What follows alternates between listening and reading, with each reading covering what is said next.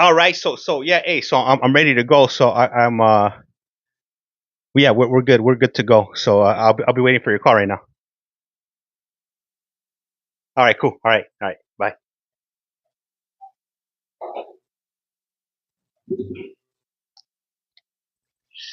All right. All right. So we are back. We are back and live and direct. So right now I'm gonna be waiting for a call from David, which he's currently in prison, and he's also gonna be on with his ace Deuce. Jesse Nava, if you will. Hey, what's up, Haley?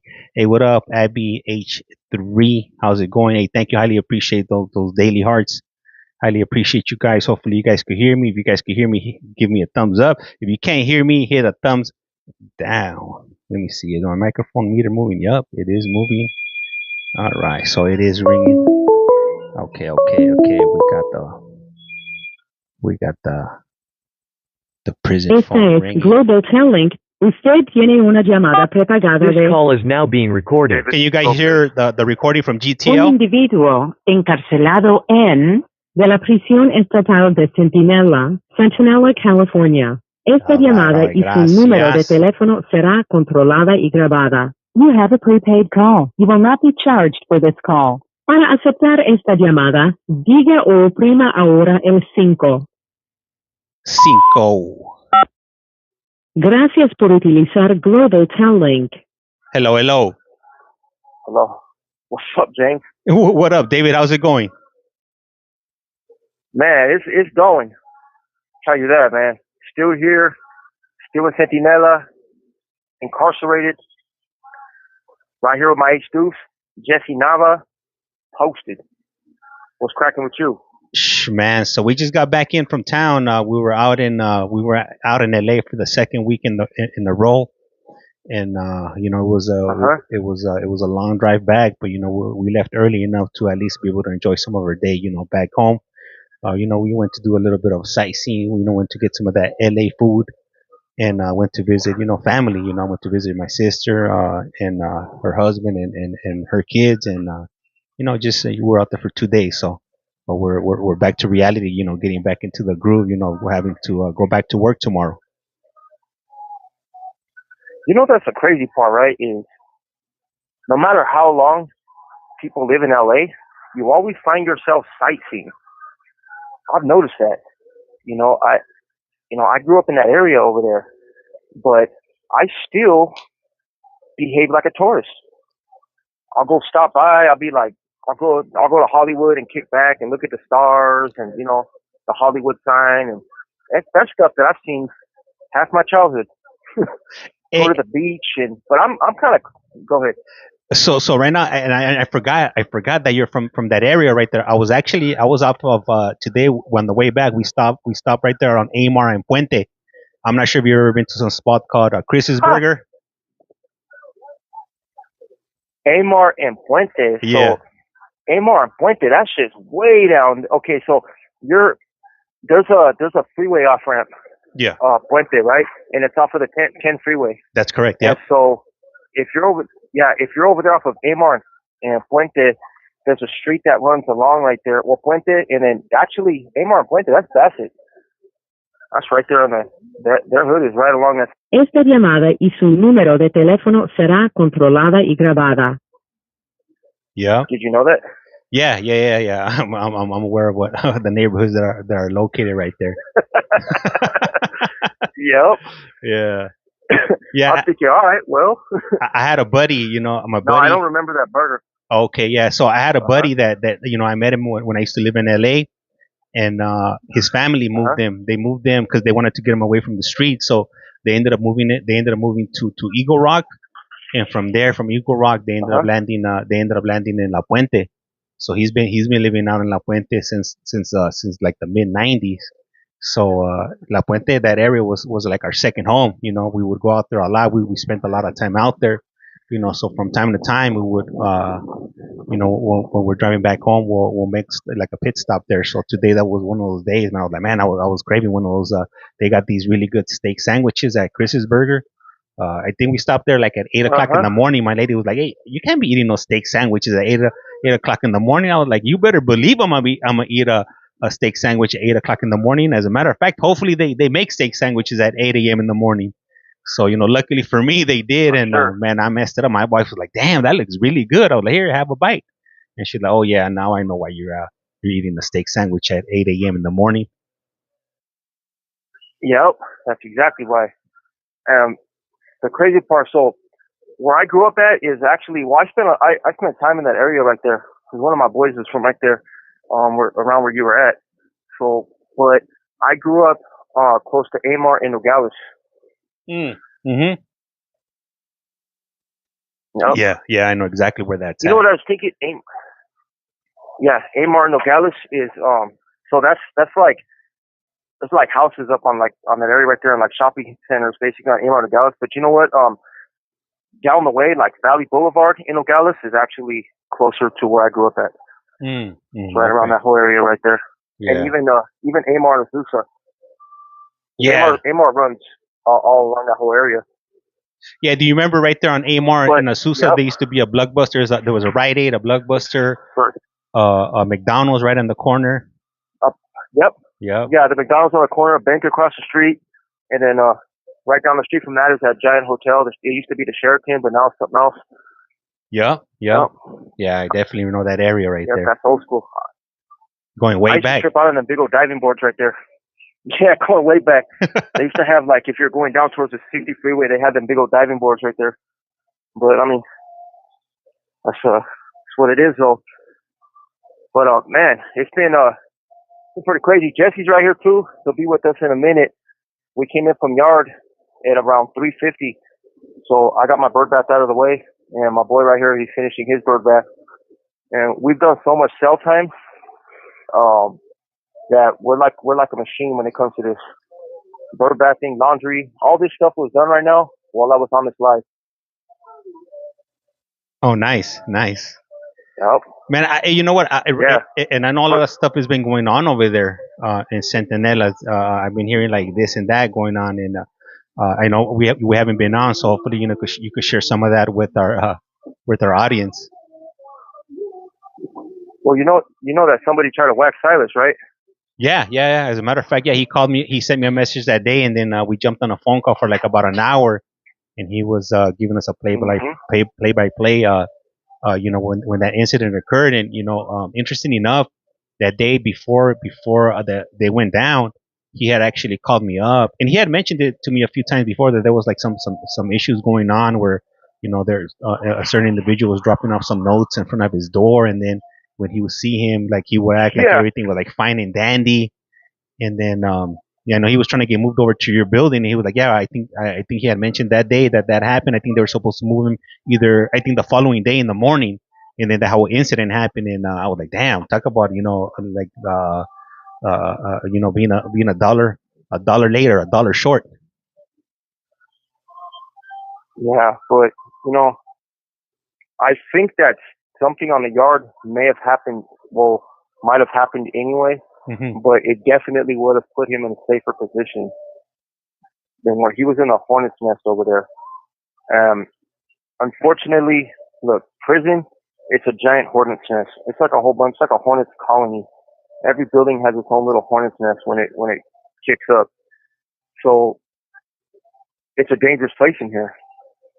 A lot of people don't understand that. No matter how good you're doing, there's always going to be somebody that wants to take what you got. Most of the time, people don't act on it. People they see, they sit back and they see, and it's the same with Jesse and I. We see it. We're the kind of people that we make people feel a certain way no matter what we do. It's just what it is. We don't have the ability not to shine and not to succeed. We did it on the other side. We did it in the bad stuff, and we do it in the good stuff.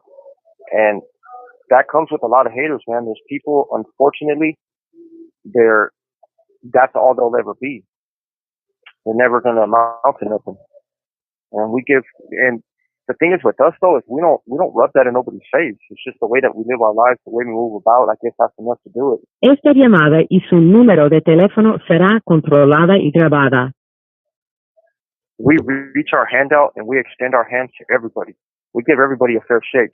If there's people that they don't got it all together, We're not going to be around them all the time because we don't need to get caught up in their stuff. But the fact of the matter is people are welcome to share our change and to share our recovery. We've walked this, you know. There's a Criminals and Gang Members Anonymous step 2. Those who trudged the path of recovery before us. We're those people. We've trudged it. We believe that change is possible. So we extend that to everybody. But if somebody fights that hand, we're not going to, most likely, we're not going to reach out and get that done again. You know, so we could see it. We could see, okay, well, we're going to give this guy an opportunity because nobody else will. And we were those people that, you know, we're our own trailblazers anyway, so we don't really need anybody to do anything, but we reach out, we give people an opportunity, and believe it or not, people try to take that and they try to flip it against us. And Silas, he's one of those people. Silas is a trailblazer. He's not one of those people that bit the hand that we gave him. No, Silas, he paves his own road. He did it. He's established himself. He's got a bachelor's degree from San Diego State. A lot of people in the prison system do not have bachelor's degrees. He was in the first cohort. He's one of those people that put himself in the right place at the right time because he knows what to look for, and he takes advantage of those positive opportunities, and he's succeeding. And there's guys that hate his freaking guts for it, you know. And there's guys in here that'll hate Silas for his intelligence. They'll hate him because of his drive. They'll hate him because of the way he writes, and they'll hate him just because he's black. That's how a lot of guys are in here, and we think that that's just freaking insane. This man, it doesn't matter what he looks like. Silas is an amazing person. And because he was an amazing person, somebody tried to hit him in his throat the other day with a weapon. You know, we're mindful of that. And he shared something with, you know, about that day that I found, interesting. You know, the administration kind of what was going on, and they kind of make jokes about it. You know, ultimately, you know, when the event happened, and they wanted him to sign off on a chrono, they wanted him to stay in the same yard, with that individual. And me as a free man, I'll be like, hell no, I wouldn't want to stay on the same yard as somebody that attacked me.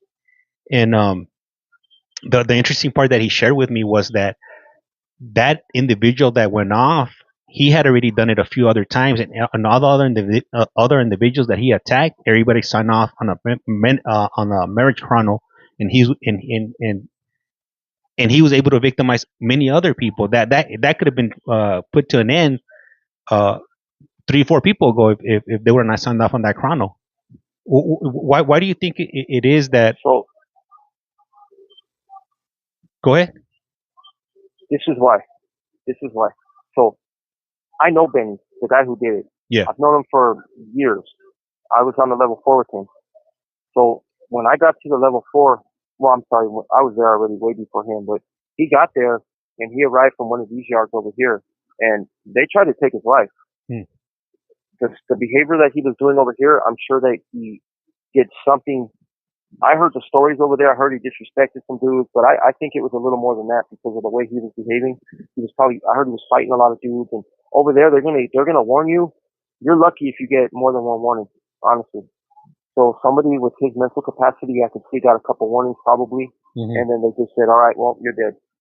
And I saw the stab holes in that guy because I was over at a class with him behind the wall, and so we had to go through work change and they stripped you out. So when he took his shirt off, that's the first time that I've seen all the holes. And I'm telling you, it looked like he had at least 50 holes all over his back and shoulders, everywhere. And then I was like, it looked like they hit him with an ice pick. So then I was like, man, that looks pretty bad. Benny, is that where they got you at? He's like, man, they got me right here and right here. And then he lifted his arms and they hit him with something big, man. Like that was those were kill shots. They hit him underneath his underarm pit, one by his lung and one by his heart. And he had big old scars right there. So they tried to take his wind. And when I seen that, I was like, oh man, like that's like a textbook killing. I don't know how the hell that dude survived. You know, and I think maybe he lost too much oxygen or he was out too long, because those are shots right there where they have to bring you back, you know. Mm-hmm. But it had to have missed his heart. But it was just one. It was right in that spot right there. It was big. So I thought, you know, I was thinking, well, they freaking whoever did that, you know, they were serious. So when Benny got to Calipatria, the level 4 yard, he had that real cool look, but he got into a fight right there kind of quick. And the dude that he fought was a big ass dude. So one thing we know, when a guy his size fights a dude that's pretty big, it's probably because the dude that... Le queda un restante de 60 segundos.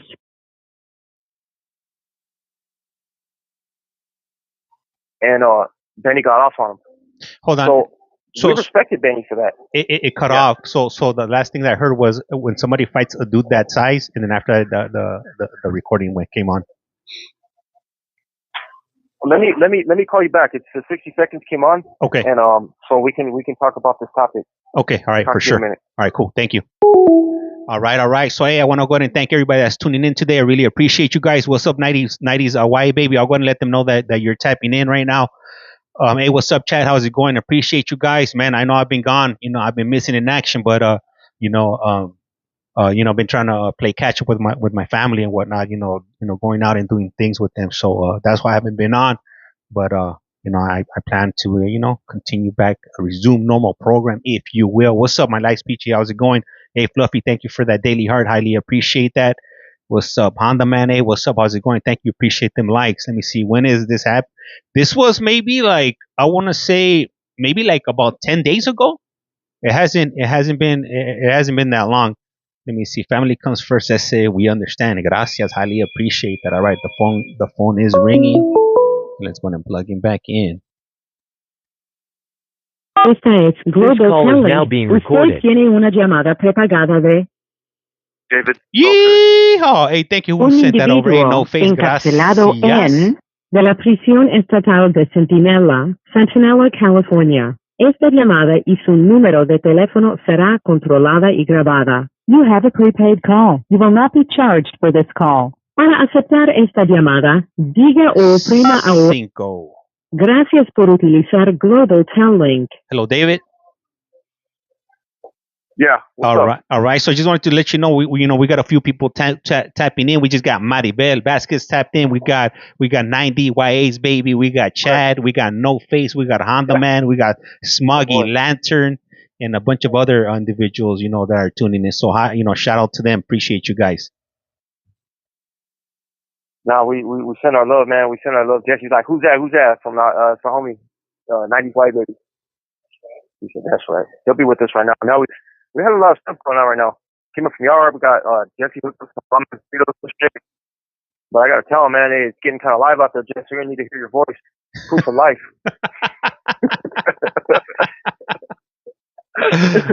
I could try to act like him if possible. I'll be like, hey, what's up, man? We're just now here, just tuning in, seeing how everybody's doing.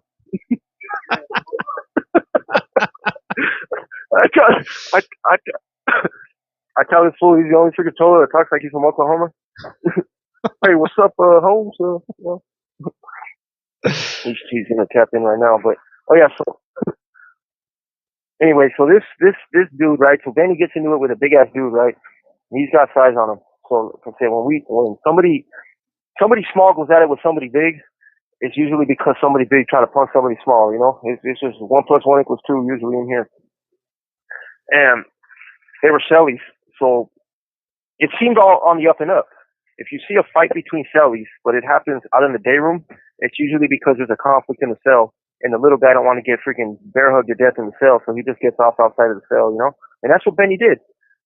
I talked to him. He seemed like he was cool, but as time progressed, I started to see that he was falling a couple shades past the windowsill, You know what I'm saying? Like there was something kind of missing in his eyes. Lights were on, but nobody was home. Well, somebody was home, but they were definitely talking from the back room, Jesse. Because I can't.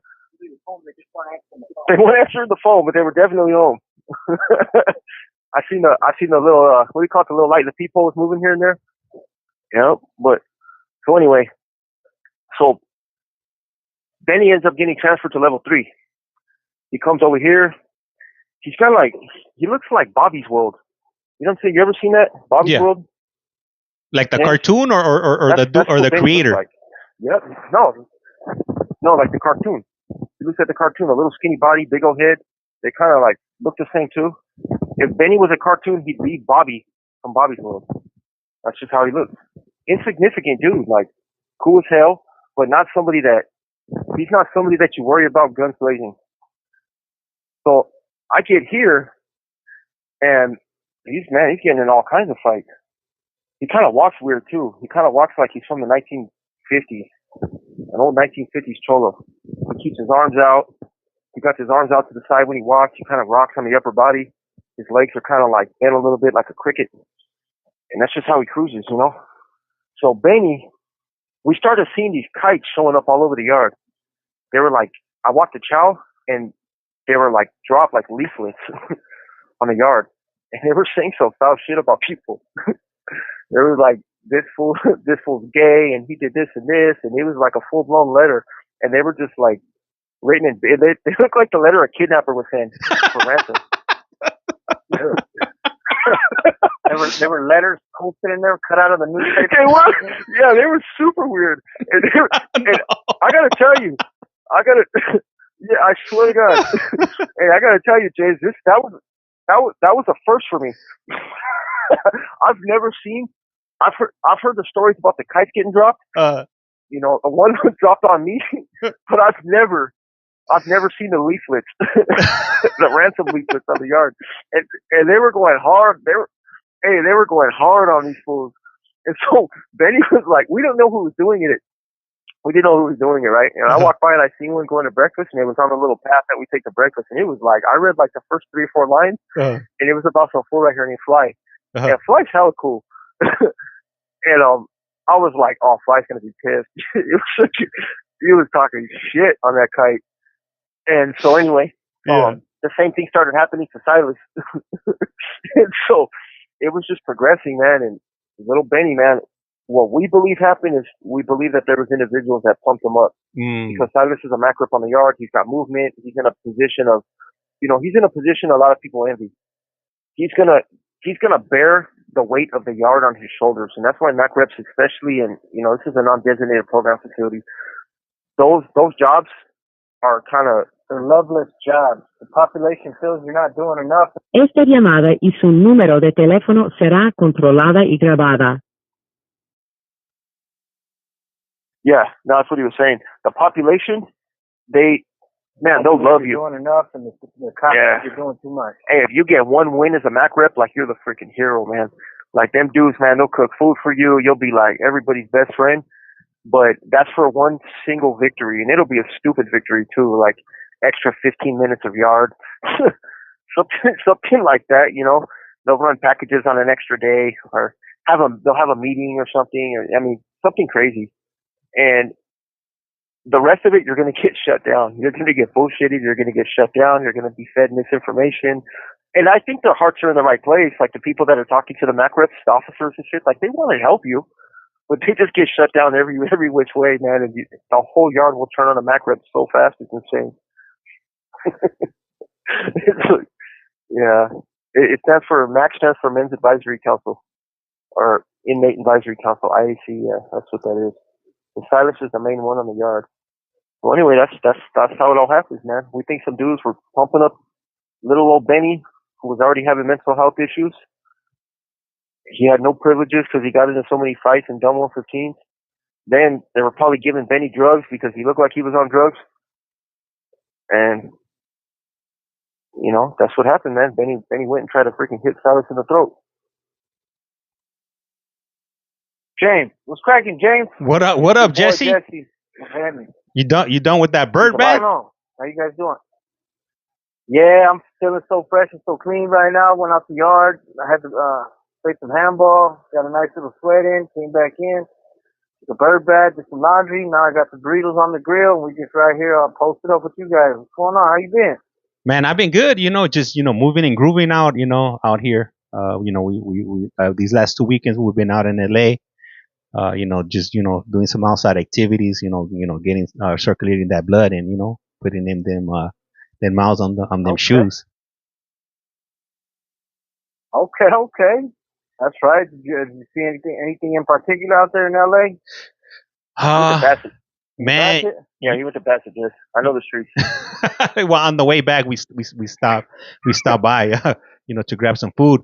But man, He ate a burger in Bassett. yeah, not a burger, a steak sandwich. Man, it was probably one of the the best steak sandwiches I've ever eaten in my life. But man, out in LA, A ship steak. man, that thing, that that Go ahead, that, that steak sandwich, the meat would just coming out the What do they call sides. them? Do they call them? Do they call them shanks? Shank steaks? Doesn't that have to do with steaks? Shanks? I'm not Meat sure. shanks? Is that what it is? It's a meat shank. All right, go ahead. I'm sorry. Hey, so man, you know what I did see a lot of in LA, and it's been like that. It's been like that for a while. Man, there's a lot of people living on the street on tents, on the sidewalk, and it's just all over the place. Like every street corner, every in front of buildings, in front of businesses, in front of gasoline stations. It just seems like every time I go back, it just seems like like the problem's getting a lot worse, and there's a lot more people out there living out of tents and on the streets. So that's one of the things that did stick out to me. While we're out there, and then my daughter, she notices. She's 6 years old, and she's like, "Man," she's like, "Papa, LA's dirty." Or like, "Hey, Papa, why is that people sleeping on the street?" Things like that. So when your daughter's noticing it, and she's 6 years old, and it's something that the city can't hide, and it's in your face. Yep. Not a good look. Not a good look. Mm-mm. No, No. and it's crazy because that's a big thing. It's not just LA though. That's like something that's an epidemic going on everywhere. Yep. It's the homeless crisis is crazy. It's a social issue. I mean I know everybody has different views on it. Me personally, I feel that a lot of times people make that choice, and then there are a lot of people who don't. But it's just a horrible thing. They got to do something about it. I think they're super bougie now, though. That's the thing, like I remember the classic. We gotta call them unhoused now, Jesse. Oh, the unhoused. You got to be PC. Yeah, you gotta be politically correct. So I remember when unhoused people, lived in the standard bushes, slept on the side of the road, like here and there, like kept their backpack strapped to their back. Yep, park their bench, sleeping bags strapped to their back. park bench sleepers. The good old fingers cut off the glove look. Yep, shopping cart look. Shopping cart, trash bags wrapped around the feet inside some old freaking Reebok pumps with the blown out pump. Spent their days recycling, Jesse. Yeah. Spent their days sifting through dumpsters, picking up cans. Now they're just out there on the side of the road. The fed called out. Yeah, big old tent. You know what I mean? There's blitz on the side of the road. Got them a harem right there inside the tent. Yeah. It's one hobo and like three females. Like, damn. Whatever happened to the bottle of tea? And they're just going right there on the curb. Whatever happened to having a little decency, pissing in a bottle and throwing it away? These guys are just going right there on the curb now. Just rolling on over and just letting it out. Man, I don't know what. Just basically just like, man. Yeah, there's some people, like I said, some people are they're just unfortunate. But there's other people that their addictions got the better of them, and they're just out there doing what they do. And then there's people who are just lazy. Like, that's just the reality of it. They don't have no drive. They're hopeless. They're lost. And so they're just doing what they do. But at the end of the day, it's. Esta llamada y su número de teléfono será controlada y grabada. I mean, the property value's down everywhere. It's having its effect on all the major cities for certain. I met a madman that was, he was super cool. He was a homeless dude. I used to see him in Chino all the time. His name was Dan Warner. And Dan Warner was an older white dude, lost his eye somewhere, probably like some homeless knife fight. Dan Warner was he loved being homeless. Like this dude, unhoused. He's like, he'd be in Chino and he'd just be waiting to get back out there. And he told me, he talked like a surfer too. He's like, Dave, man, I just can't wait to get out back there on the streets.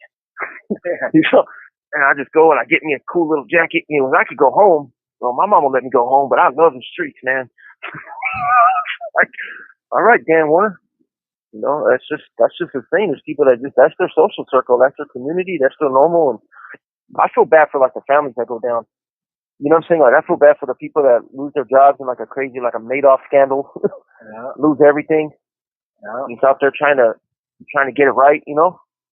You know, the ones that hurt me the most too is we watched some video recently, James, is, there was an older dude. He was an old tweaker dude, but he was a good dad. Remember, he was a dad to, they were living in a tent, and he had the daughter and the son, and he had them digging into the dumpster with them, and they had like a little happy family going. We watched it you weren't in political science with us? No. Oh man, like this dude was like, he was super good dad. Took care of them, like went in like all day long. All he did was hunted and gathered for food for his kids. You know what I mean? Yeah, this dude was, they ended up taking him, obviously. There's no way that that's gonna fly. No, but they let it go on for like a cool hour documentary. It was at least 3 nights. At least 3 nights in the bush. I was thinking, man, you would think like, even for the sake of the documentary, like, the world is watching you have your kids sift through a dumpster with needles everywhere and freaking.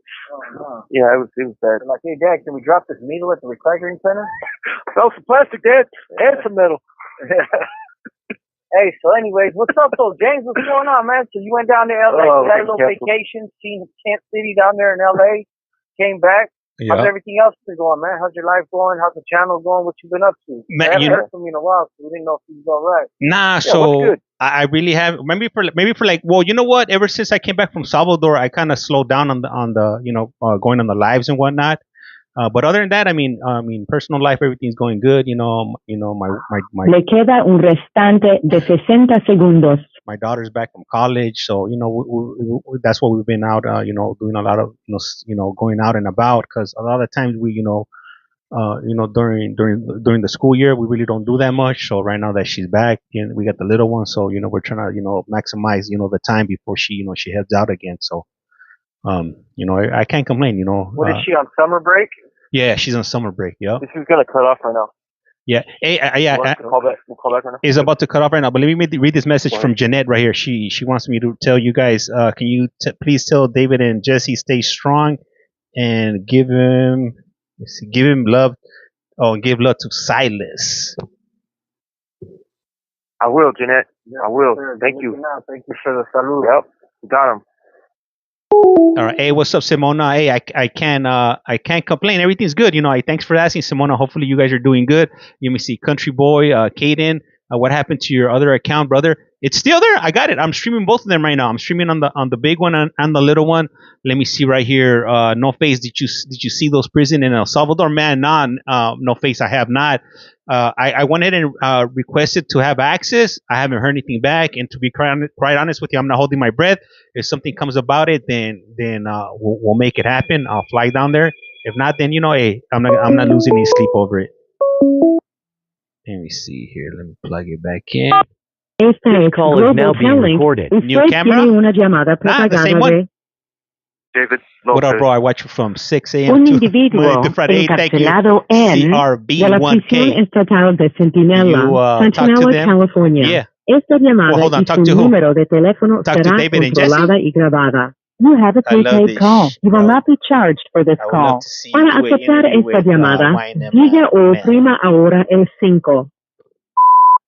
Cinco. Hey, thank you. Highly Gracias por appreciate that. utilizar Global Telling. Hello, hello. Yep, that's a cool message from Jeanette right there. It's cool, man. We appreciate that a lot. We always feel that love. It's rough in here, like, honestly. Sometimes I could use just a good hug. Scary, James. Yeah. This is a scary place, man. Yeah, but I can't get a hug from Jesse no more. He's been down too long. Been down too long. I don't think he knows the difference anymore. Hugs always turn into something else. Yeah. He's a tight hugger, that's all I'll say. Uh, You gotta beat him off with a shot with the water hose. hey, you know So what? anyway, Let me what ask were you. we talking about? Let me ask Go you. ahead. Ask you guys a question. So, so you know, on this weekend that I was out there, I stopped by the local juvenile hall, Central Juvenile Hall, right there off of what is it, off of like Soto and Cesar Yeah. Chavez, and I made like a quick little, like maybe like 2 videos, you know, recounting like some stuff that I experienced or I saw while I was there back in the, you know, back in the mid 90s or, you know, to early, in the mid 90s. And, I was talking about how, and I think I've shared this story with you guys before, where there was this kid named Boxer that had scratched the floor up, and the staff seen it. Uh-huh. They seen the writing on the floor, so they asked around, and somebody ended up informing the on Boxer's identity. So the staff went to get him, and they pulled him into the control room, and they were asking him. They're like, "Hey, like, did you do this?" And that dude, he was denying it. And then I'm not sure if he ended up admitting it, but what I do remember is that they ended up pulling his pants down, and they ended up pepper spraying him all over the lower region, in the family jewels, and the anus area. And the dude was he was in pain. I've been pepper sprayed in my eyes before, and I can't imagine what it would be like Esta llamada y su número de teléfono será controlada y grabada. if you intentionally get sprayed in that region, and then they ended up taking him to the box. So I ended up posting up a video recounting that event, and so far I got in a fair amount of views, about 5,000 views. It's in the last 24 hours since I posted it up. And some comments were good, some comments were negative, and then and I was expecting this, the comment that I'm about to read out to you guys. And somebody put something like, because in the video I put, like, if for anybody that's wondering, no, I didn't tell, like, I didn't report the staff member. And one of the reasons that I didn't Oh, I thought you were. Yeah. Go ahead. one of the reasons that I didn't tell on the staff member would be because, first of all, there's no way in hell I was gonna be able to tell another staff member that tell one staff member what another staff member was doing, especially in that unit. Second of all, that's not something that I was gonna tell my mom. Like, hey, mom, like, I was gonna give her a call and tell her, like, hey, what's happening. First of all, they listen to those conversations. Second of all, I don't even think my mom would even know how to process that. And then third of all, like, I don't need my mom worrying more about me than she already was. I'm pretty sure people were telling her, like, making about kind of assumptions, the type of activities that were happening in those type of places. So so I put the video up, and then, like I said, like, some of the comments were positive, and some of them are negative, and then I got a comment saying that I was telling. So as far as me, like, I don't see that as telling. I'm just recounting something that happened before, and if you really think about, like, the whole situation is like, we have these adults in charge of children, and if they're doing these type of things to children, they're not doing their job. They were abusing us. They were doing, like, unspeakable things to us, and for somebody to say that that's telling, like, their whole sense of what telling is definitely warped, because I don't see that as telling. Oh, it's super. It's super warped. What happened? So, because he was talking about that, when he was in Central Juvenile Hall, one of the staff, some fool rolled on the ground, carved into the ground, scratched the ground, and somebody ended up revealing who said it. Somebody told on him. On James? No, on the kid who tagged up on the ground. Yeah. And staff members took that kid in there and he fucking pulled his pants down. Well, they get the question for a little bit. Pulled his pants down and pepper sprayed his balls. You know what I mean? Can I even say balls in this? I don't know. So anyway, Yeah. Pepper sprayed him on his. Yeah. Hey, pepper sprayed his nether region. Yeah. So then, I think the fact that James was even talking about it, some freaking protector of weirdos who hurt children called James basically a snitch, right? Because he's telling about the incident. Oh, about the time that it happened? Yeah. Just telling, like, oh, man, you dry snitching, James. This is the thing, man. This shit's ridiculous. Like, this, you're going to protect somebody who hurts children. Like, come on, really? Yeah, that's pretty weird. That's freaking weird. Oh, man, hey. Probably one of them old closet files. That's what I'm saying, yeah. Hey, oh, man, that dude's touching on his nephew right there. You know what I mean? Oh, I ain't going to tell. I ain't no snitch. Yeah, I ain't no snitch. I ain't about to tell nobody been beating on my nephew and touching his balls. Yeah, come on, man. Like, what is this? What the hell's going on out there right now? And this concept of telling, this concept of snitching, and you do something wrong in this society, somebody's gonna call the cops on you. That's just what it is. I'm gonna call the cops on you. Yeah, that's just what it is. Do something wrong in my I know. What loyalty do people think is going on out there in this game, this quote unquote game? There ain't no freaking loyalty in that game. All them dudes are working with the feds or doing this and that. Like, you know, and if you ain't doing nothing. I'm trying to offer you no deal with no freaking low level scumbag. These dudes are freaking killing each other, taking their bras. They're doing, man, it's just foul. And you worried about someone telling like James because he's revealing something that happened that was horrible to his kids. Insanity. Not only that, this is something that happened like almost 30 years ago. So I mean, shit. Oh, when you were in the house. Yeah. This is. Yeah, but James, James, there's no statute of limitations on telling. There ain't no statute on snitching, James. There ain't no statute of limitations right there. You know what I mean? Yeah, you're telling, James. Oh man, you telling. We can't be on this channel no more. James is telling.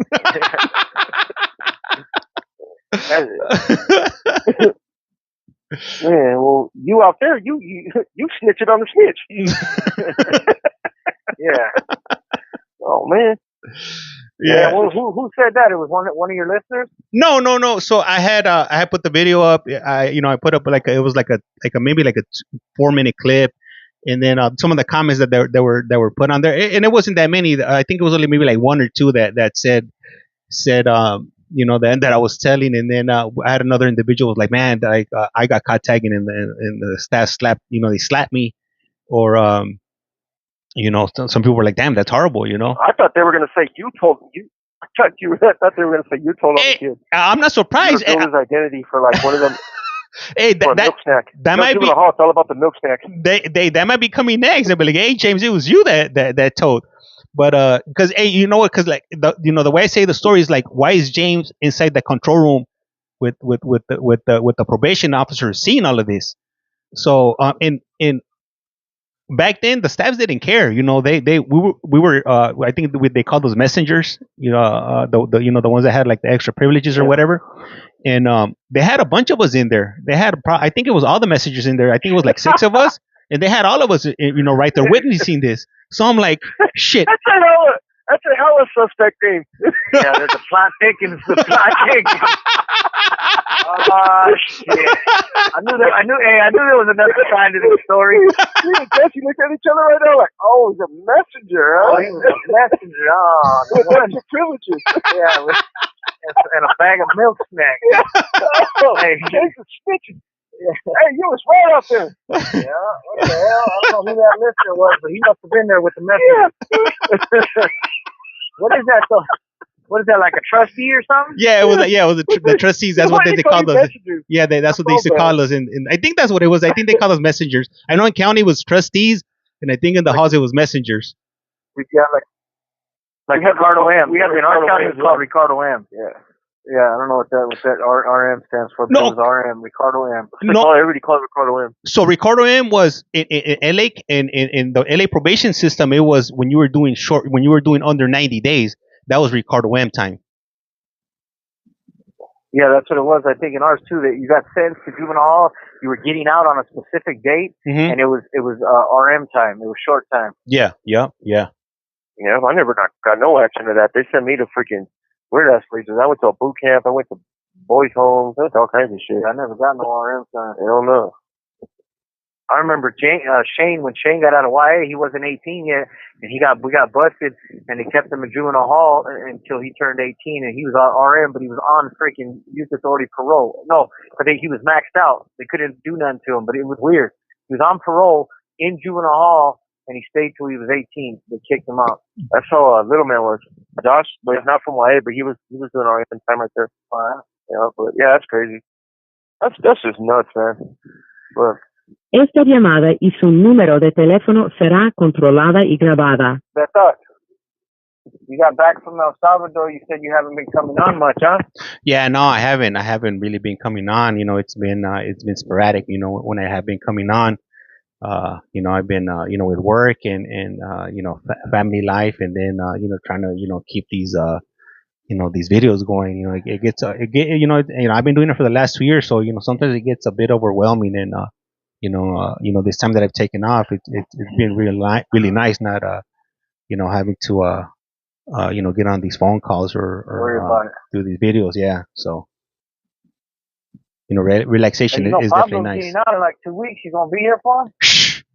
Yeah, you know it, man. I already told my lady. I was like, hey, on this date, I'm out. I'm going to be down there in San Diego. So for those of you that are tuning in, we're actually going to be doing a live. Well, I'm going to double check. I'm going to make sure Pablo is cool with me doing it live. If he is, then we're going to be reporting to you live and direct from Centinela State Prison. And I think I mentioned it to you guys. So yeah, I would like to do it the way we did with Jeremiah, where you guys call in before he gets released. And then you guys could ask him questions. How does it feel, or whatever's coming to your mind. When he jumps off that bus. Yep. And then Ricky Black's right behind him. Man, I got it. I got two. Yeah, Ricky Black. I got 2 air flight tickets. Reserved. I got one for Ricky, and then I got one for Pablo. Yep, that's it. It's gonna be a busy year. Shit, Gary's getting out. Freaking Silas is getting out. Who else is getting? Oh, Sugar Bear's gonna be getting out. Yep. There's a lot of people going home now. We had a dry spell for a little bit, you know what I mean? But these dudes are done. They're gonna be tapping out of here. Yep. People gonna be dipping up out of here. All I'm waiting right now. My case is under review right now, James. So I'm just waiting for my date. Oh, to go in front of the parole board. Hey, you know what I was thinking too? Yep, just waiting for them to reschedule me for my new date. My resentencing too, James, is kind of got a little momentum right now. Mm-hmm. And I had spoken to my attorney, so she said if you wanted to be a part of that in any way, you got to email her. Oh yeah, for sure. And also for like any support and stuff like that. Yeah, she told me to give you guys the email. I got to give it to you. I got to give it to Fishlayer, and she wants to get to know you guys and see what it She wants to talk about what you want for your involvement to be in the resentencing. She's trying to get me to go down there to the county, and I ain't trying to do all that, James. To be honest with you. Tell her put me some thought to it. Tell her put me up in the stand. I've been practicing, with telling all these old juvenile hall stories. So hey, just tell her to put me up on the stand, and I'm good to go. He's been practicing his messenger skills. He's been practicing his messenger gear now. The thing is, so they're doing a Racial Justice Act also on me. It kind of has me in like, I'm a little conflicted, with this whole thing. And the problem is okay, so with me, right, I take responsibility for what I did. Like, I did it. It's what it is. I'm here, for those of you that don't know, I'm here because somebody lost their life, and I'm the one I'm responsible for that. Le queda un restante de 60 segundos. The issue that I have, and that a lot of people have, is that, okay, well, the circumstances that transpired, would I have been charged differently if I didn't look the way I do? And that's a big debate right now that's going on. I got found guilty of second degree, 187. And the difference is, if I would have walked in there, blazing blue eyes, blonde hair, would I have been charged with manslaughter? Would I have been, would it have been a self-defense thing, Mm-hmm. Yeah. Those are things that are just crazy. Well, I'm going to call back right now. All right. So right now, I'll go ahead and read off your messages right now when they call back. And just for the record, I was kidding about getting on the witness stand. Some of you guys might be taking that seriously. You guys might be screw recording me, but I was just joking. Let me see. The user. Let me see. Right. At least he understands he did wrong and is remorseful. Hey, what's up, NorCal 1984? How are you doing today? Giggles, thank you. Highly appreciate that. Daily Heart. Silas is getting out. Silas is going to the parole board this month. He's going to this month. I'm not sure exactly what date. I know it's towards the end of the month, so he might have some action. So I'm pretty sure he'll, as soon as he finds out, when he goes in front of the parole board, if he is found suitable, then he'll share that with us. So sometime this month, expect some calls from Silas. So, and I'll keep you guys updated. Matthew writes, praying for Silas. That's right. Let's see. Esta es Global This Telling. call is now being Usted tiene recorded. una llamada Thank you. propagada de David Lopez. un individuo encarcelado en de la prisión estatal de Centinela, Centinela, California. Esta llamada y su número de teléfono será controlada y grabada. You have a prepaid call. You will not be charged for this call. Para aceptar esta llamada, Cinco. gracias por utilizar Global Link. Hello, hello. Yep. All right. So let me Yeah, read get out you some. wondering. Let me read out some of these messages for you Yep, guys go right ahead. here. So we got another message from Jeanette. She writes, David and Jesse, I hope it's not long before you both get out. And she believes that you'll get it. Cool, thank you. And let me see here. And then user wrote, at least he understands that he did wrong and is remorseful. No, that's cool, and that's it's true. Like it's a sobering thing to wake up and know that you're responsible for doing something like that. You know, for the death of another human being. We mask it with doing drugs. We mask it with being involved with gangs and violence. But at the end of the day, you know, I do take responsibility for what I did. There's no way around that. No matter how they spin it or do whatever, you know, it's horrible to think about. But yeah, thank you all for your comment. What else you got for us, James? And then let me see, CBR 1K wrote, I hope he has a lot of remorse and offers things he has done to change and other things he has done to change.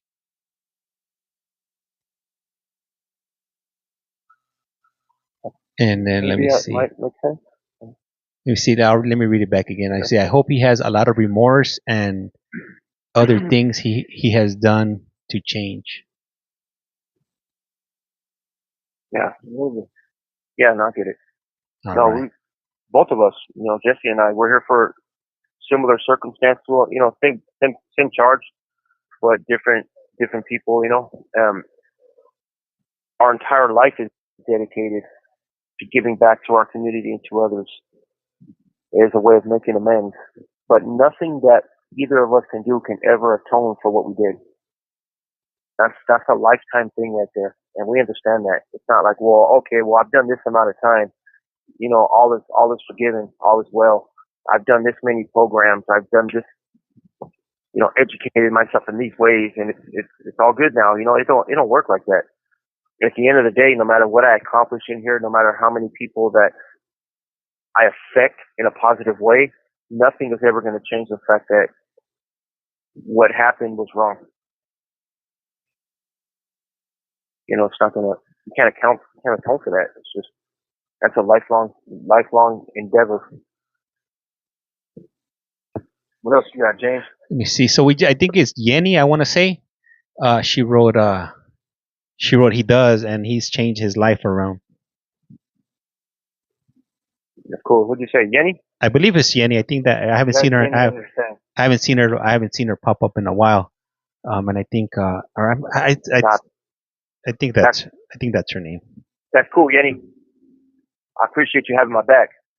And in case James spent a little time in El Salvador, if it is Jenny. Salvador turns Jenny into Jenny. Yeah. That's cool, man. My boy's accent, you know, it's on right now. Hey, what up, Ryder? We got Ryder type in. Let me see. Ali Marie writes, I love his laugh. Ha ha ha. And then she wrote, it is Yenny. It's what a Y. Or Yarny. Oh, no, it's not Yenny. It's Yarny. I knew it was something with a Y. I couldn't. Oh, Yarny. Yeah. Oh, okay. Yeah. That's cool. All right, Yarny. Hey, our back, Yarny, still. Famous Life. Thanks for having our back right here. Representing. My apologies for my friend James. He's a little tipsy after the club. No, hey, now we know what he's been doing in the time that he hasn't been on the air. Yeah. Just sipping grandpa's medicine. Cough syrup. Yeah. Let me see. We got a comment. Cool. I got a comment from 90s YA baby. Let me try to make it bigger so I can see it over here. Let me see here. Yep. Pop up the chat here, and he wrote. Hold on, it hasn't. Okay, so he wrote. Let me see. I'm off Suboxone 3 weeks, no alcohol either, and Let me see. I'll call either you guys are a great inspiration and definitely step two. That's right. God, we appreciate you. Yep, and especially coming from him, because we know who he is, we know his journey, and so it means a lot to us that we can inspire anybody, because that's what it's all about, really. That's what we set out to do when we started this channel originally, just to share our experience and our story, have some connectivity with people, so that way they got something to connect to. And when he's making a reference to step two is that we learn the change is possible through suggestions from those who trudge the path of recovery before us. Yep. And so it's as he knows, and anybody who's ever gotten off of Suboxone, I was on it for 2 years and I got off, and kicking that stuff is worse than kicking dope sometimes. Kicking carga, kicking heroin, anything, So to get off of that stuff, because it sticks to your neuroreceptors a lot stronger than actual, narcotics, because it's synthetic. So it's actually meant to connect to your brain harder. And the funny part is 3 weeks, he's still in the thick of it. Yeah. He's probably can't sleep right now. Yeah. Probably tossing and turning all night. Yep.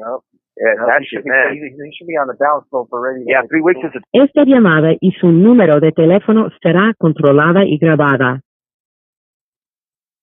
everybody I know that's got off of it. Thank God I didn't get on it, man, because I would have too. But it takes that stuff that it's weird, because it's like the state putting everybody on it because they want everybody to be prendido. They want everybody on that stuff. And there are people who need it, definitely, but they're giving it to young kids, little tweakers who never even messed with opioids, and Suboxone is for people who struggle with opioid addiction. So they shouldn't be giving it to just some kid who came in off the streets that's looking for a free high. They should make sure that that man actually has some sort of opioid crisis in his life. But, yeah, so they're just handing it out like candy in here, and it ends up becoming part of the problem. And of course they got some way of spinning it, but even the people, the drug counselors who are here in prison, the ones that run the ISCDT programs, even they disagree the way medical's handing out Suboxone, because they know that it's not being handed out properly and it's not being given with the proper counseling necessary, So they called me in. They called me in over here. Was it here? No, I think they called me at Calipat, and they offered it to me. They were like, "You have a history of drug use, and you have a dirty drug test in prison." And I was like, "Yeah, but did you guys even look? I was a tweaker. Like, my dirty drug test was for use of that Go Fast. My drug-related cases were all Go Fast related. So why would you offer a tweaker a downer like that? That ain't gonna. That's the total opposite right there." I said, "Thank God that I'm sober. I'm sober enough to tell you guys go pound salt, go pound sand." Yeah. But I said, that doesn't. So what do you guys want me to do? You guys want me to get addicted to something completely different than what? Yeah. Then the one I've already kicked and gotten rid of. Yeah. Yeah. But yeah, definitely want to let the homie know that I'm proud of him, man, and it's no easy feature. One day at a time. That's all it is. I know, especially where you're at, and in certain environments, it becomes a little harder just because there's a constant, but keep doing what you're doing and understand that that everybody's got action. There's no reason for anybody to die in this place. It was hard for me to come to that realization, and Dave or anybody else in here, but I've been watching people go home by the busload, you know what I mean? So it's crazy, and getting out of prison is the hard part. I mean, it's the easy part. Staying out is the hard part. So that's why we got to do it here to make sure we prepare ourselves for success out there. Keep on keeping on. Keep on keeping on, and so for those of you guys that are out there struggling with your stuff, don't worry about it. That if we can do it in here, people can get it done out there. And a little bit off topic here. We got a question from Karina. She writes hello, and then she also ask him if he knows Diego Little Danger from Baldwin. I think he was in Calipat. No. Nah, right. Nope, they don't.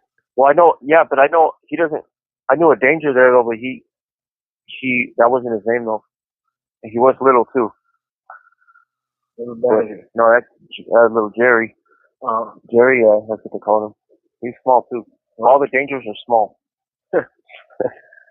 Nope. If she's looking for her man Danger, he's not here. Yeah, danger's not home. Nope. Let me see. We got You know, another. the crazy part is that. Go ahead. Go Go ahead. ahead. Go Now you ahead. got it. You got it. I'll read out the comment after you're done. Those are common names in the system. So I, if they're not really in my social circle, the yard is a big place. There's a lot of people on the damn yards.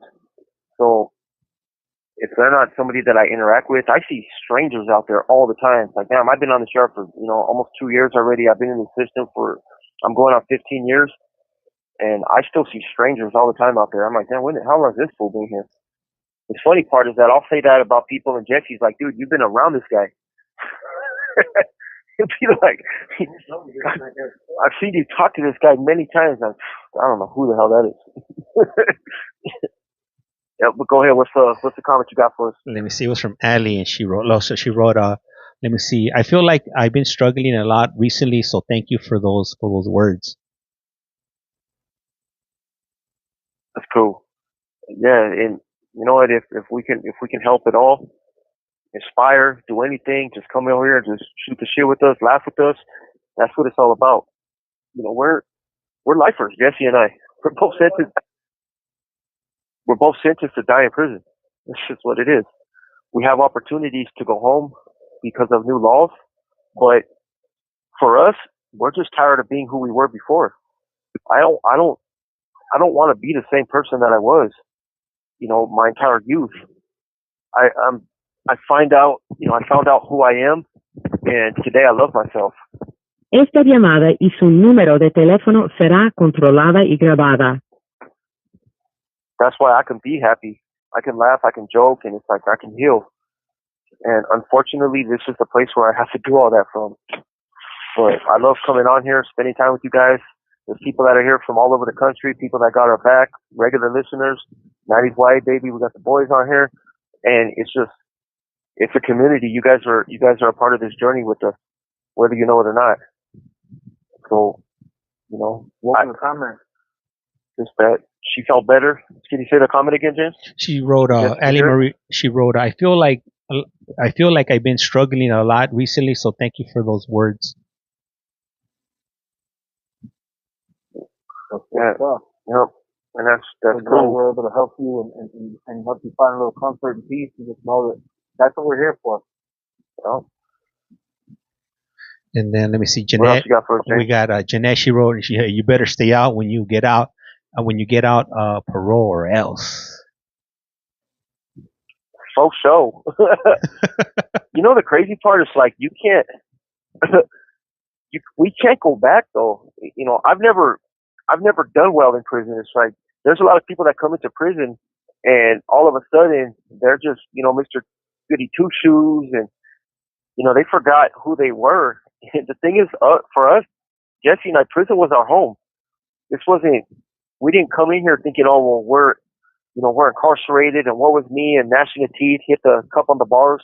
That wasn't us when we came in here. I grew up in the system. Jesse grew up in the system. But we came in to prison doing the same things we were doing out in the streets. Gang banging, politicking, selling drugs, hurting people. That was our normal in here. And our humanity was carved away. It was gone from, at one point. So our walk is genuine today. There's no drug that they can put in front of us, none that will cause us to relapse. There's nothing, situations that cause us to be violent. Those are done. We're just two regular dudes, just cruising along the system, just waiting to go home. And if we don't, we don't. It doesn't mean that that's going to be a recipe for disaster. It's going to hurt, of course.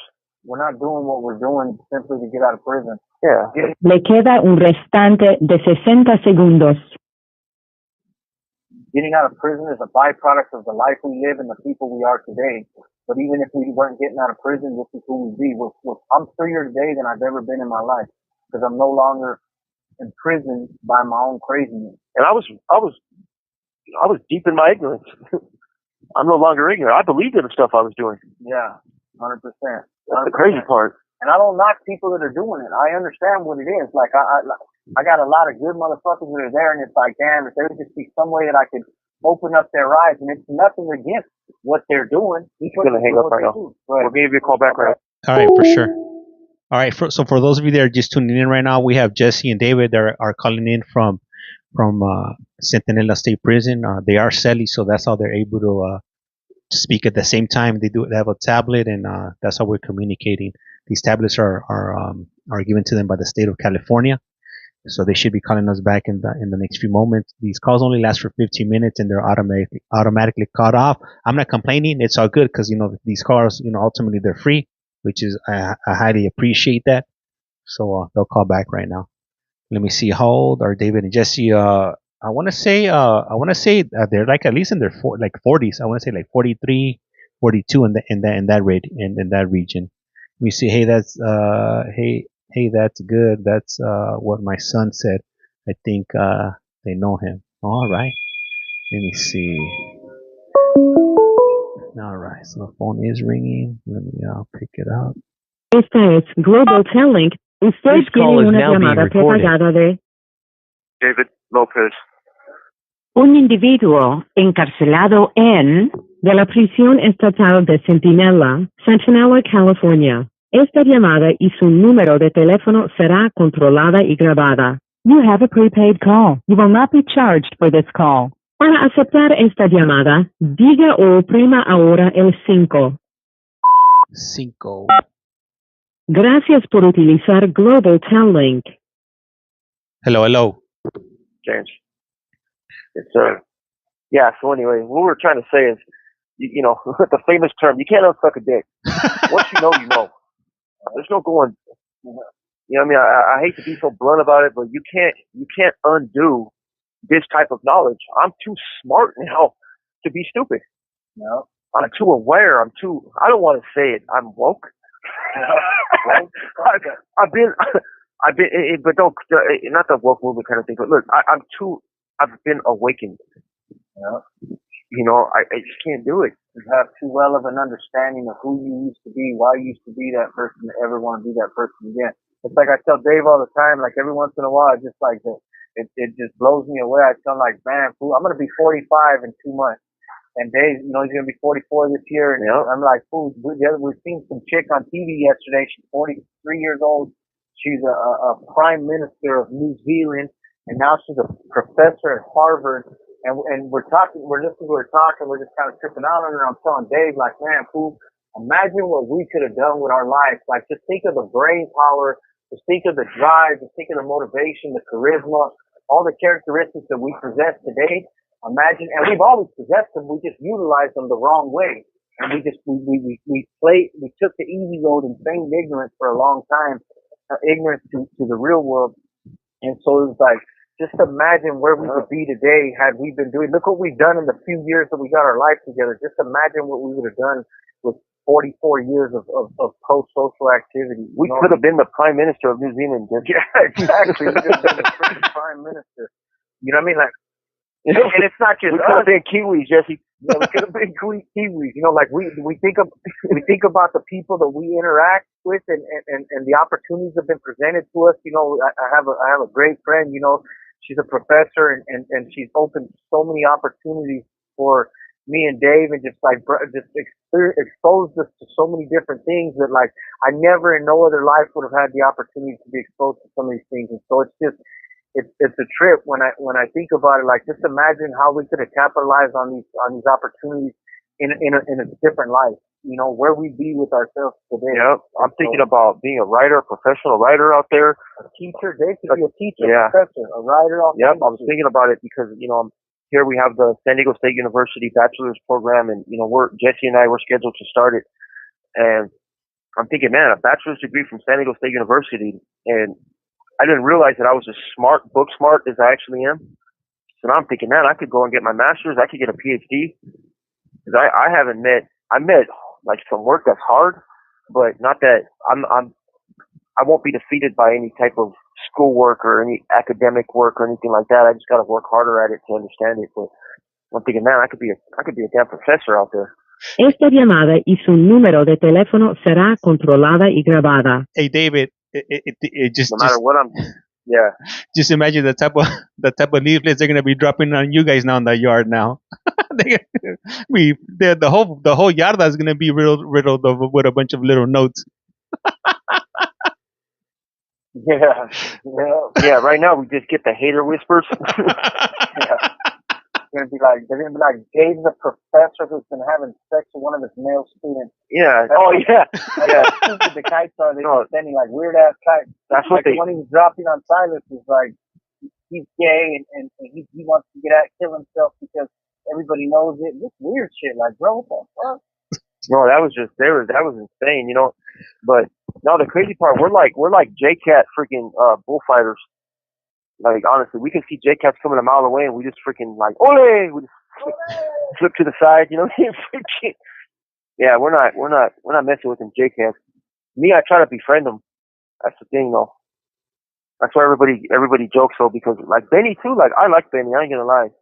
I didn't know that he was crazy like that. Like that, I thought he was harmless. You know, and in a lot of ways he is. He did what he did, but he didn't come out with no like he didn't cut the locker and try to like take Silas's win or nothing. Everything he did, it seemed like it was like superficial, you know? Like he came, and the crazy part is he's gonna get charged the same way. He's gonna get charged because he did technically like get Silas in the throat. It wasn't deep or nothing like that, but that's not how the system sees it. That's an assault with a deadly weapon right there. He's getting a shoot term and all that stuff. He's gonna go to a yard. He's gonna go to a yard, James, where them dudes are not gonna play. He's gonna go to 180 level 4 for that, and he's gonna probably not make it up there. You know, and that's the sad thing about this whole deal. You know, you seen what they did to Tory Lanez, right? Oh yeah, yeah. It was all over. Everybody was making videos about him and what happened. There was all kinds of speculations, a lot of rumors, and I think a lot of people jumped the gun on that one. But yeah, I definitely did see some of those videos that were put out. Yeah, but what people don't understand out there is that, well, some of you guys do. You know, you guys know what time it is. But look, that's normal in here. That's standard. That's what this place is. It ain't. You don't need no conspiracy to get somebody whacked in prison. It's just what it is. Dudes get disrespected. Dudes feel some type of way, and dudes will try to kill you for it. That's just what it is. There's nothing else to it. Happens nonstop, up and down the system. People are dying in here. You never underestimate anybody in the system. That dude went in there. He was trying to play gangster. He was in a soft ass yard, especially that yard. He was in a soft ass yard. Thought he could run around, play gangster. Probably had like one of them little Benny burners, you know, like the one that he used on Silas. We're gonna call it a Benny burner. And he tried to floss it to Homeboy. Homeboy wasn't playing. Homeboy came out and tried to kill him. Those are death shots right there. 14 times punctured his lungs. Like that's the reality of this place. No matter how peaceful it looks, no matter how many programs are going in here, ooh la la's and kumbayas on the yard, that's what this place is. That's what it represents. You know, there's a lot of people in here that don't. And that dude, he was on a lower level, so he had privileges, but in a lot of ways, he had already given up. There's people that don't care about going home. We were one of them. You guys are on the phone talking to two people who did not care about going home. I did not give a shit about getting out. And things have changed. But it was a lot of things that had to transpire for me to be where I'm at right now, to where I see my value in the world. I see that the things that I was doing hurt others. I wouldn't have, even if Tory Lanez disrespected me or did that whole little thing, and, you know, I think about that dude's mother. I think about his siblings. I think about people that love him, and they don't deserve to go through anything like that because I don't know how to deal with my emotions. You know what I'm saying? I think about if I would have done it, maybe Megan Thee Stallion would be show up on my tablet like, I love you, Jesse. And then I'd be in a good place. Oh, did I say that out loud? My bad. Yep. Hey, that's just me. He did say that out loud.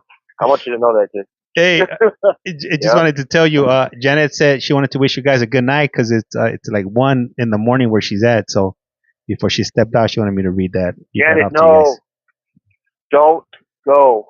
All right. Yep, you have a good night, Janet. We appreciate you being here. Thank you for all you insomniacs across the pond. No, across the pond. Oh, for sure. Hey, we tried to go on earlier, but James shut us down. I want you guys to know that. It'd be like that sometimes. I was trying to tell James. Well, I wanted to be the Prime Minister of New Zealand because I believe in myself now. Yeah. So I figured, that we come on a little early so we can run our campaign. Yep.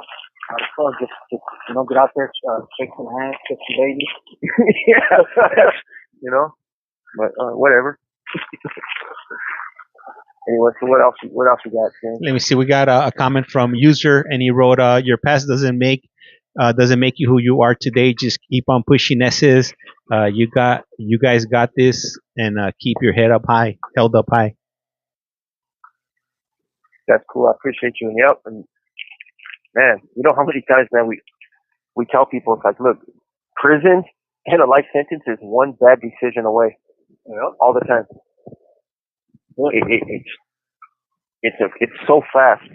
Silas, he said that it took 15 seconds for him to get life in prison. Mine was quicker. Yes, there was an argument, there was things that were happening, but the actual act, it was over in seconds. It was that fast. And it's just, man, how do you sum up your entire life for 15 seconds? Is that who you are your entire life, no matter what? Yep. I guess that's a hard pill to swallow, Hey, let me ask you guys something about Benny. Was Benny a lifer? Yeah. Yeah. Benny's a lifer. Yeah. He's here for 187. He's lost. Benny's lost in the system. Benny was part of the cartel. Hey, so he could have been. Yep, that was his thing. Huh? So if he catches another life sentence over this, does it pretty much reset his his sentence? Like, does he start over like the 25 years from the time he catches that new case, or how's that work? I don't know. It gets tacked on. He'll do this one first, and then he'll start the next one when he's done. Yeah. So technically, you know me, James. I got 2 life sentences. Mm-hmm. I'm a lifer. Like that's how it's classified. Yes, I'm doing 40 years to life, but that's 40 freaking years to life, dude. That's a long freaking time. But technically, I'm doing 15 years to life plus 25 years to life. I'm doing that consecutive, which means that once I'm done, but you only have to go to board one time. Once I'm done with the 15 years, then I begin my 25 to life. So technically, in September, I'm finishing my 15 years to life, and then I have to begin my 25 years to life in September. Okay. So whichever. That is rough. Yeah. Hey, but you had mentioned earlier, and earlier on you were talking about getting resentenced. What would be the best outcome for you, or what do you envision happening when you go and you get resentenced? The best outcome for me would be that they recognize that I've taken responsibility. Programming, educating myself, so I'm not a threat to society anymore. And they stay the 25 to life because they can take off the 25 to life. It's a gun enhancement. I use a firearm in the commission of what I'm here for. So. Esta llamada y su número de teléfono será controlada y grabada. So that carries 25 to life. But they have the opportunity. They can take off the 25 to life. That would be best case scenario. Stay it in the interest of justice. Realistically, if they're probably only going to reduce it. If they do anything to reduce it, they might leave it the same.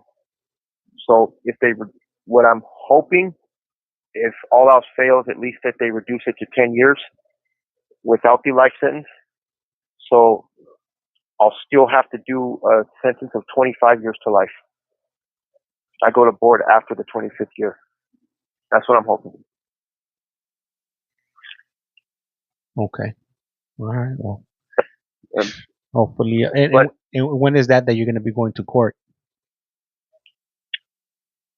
well, I got court in August, August. but they're probably going to postpone it for at least another few months. So that's going to be a postponement. I just got a new attorney. They got to review my case. I could see it going a whole another year, honestly. And how long has it been going? How long has it been going for? Mm, 2 years? 2 years. Le queda un restante de 60 segundos. No, about a year. About a year, Jeff? Yeah, about a year. Yeah. So, man, if they were to drop the gun enhancement or dismiss the gun enhancement, I'll go to board this year. No, I'll go next year. Yep. Yeah, those gun enhancements they ain't no joke. I know a lot of people that they're still on those gun enhancement time. They got to finish that time up before Yep. they get. So Yep. yeah, a lot of people are in there over those gun enhancements. Yep. You got another call, James? Yeah, for sure, and I got a lot more comments. All right, that's cool. All right, for sure. My apologies. I'm a bit slow on these comments, but I'm going through them. I'm going down one message at a time, if you will. For those of you that are interested in listening to some court cases, I'll probably jump on later on. At least I'll do at least one for today, and then I'll probably start back up tomorrow, doing some more of these. Arizona. I know a lot of you guys like to tune in into those court cases, so I know some of you guys like that commentary. So I'll be doing at least one today. I'm not sure if it's gonna be the 8 o'clock one or the 11 p.m. But definitely be on the lookout. 6 a.m. I'm on Florida. Oh, let me see.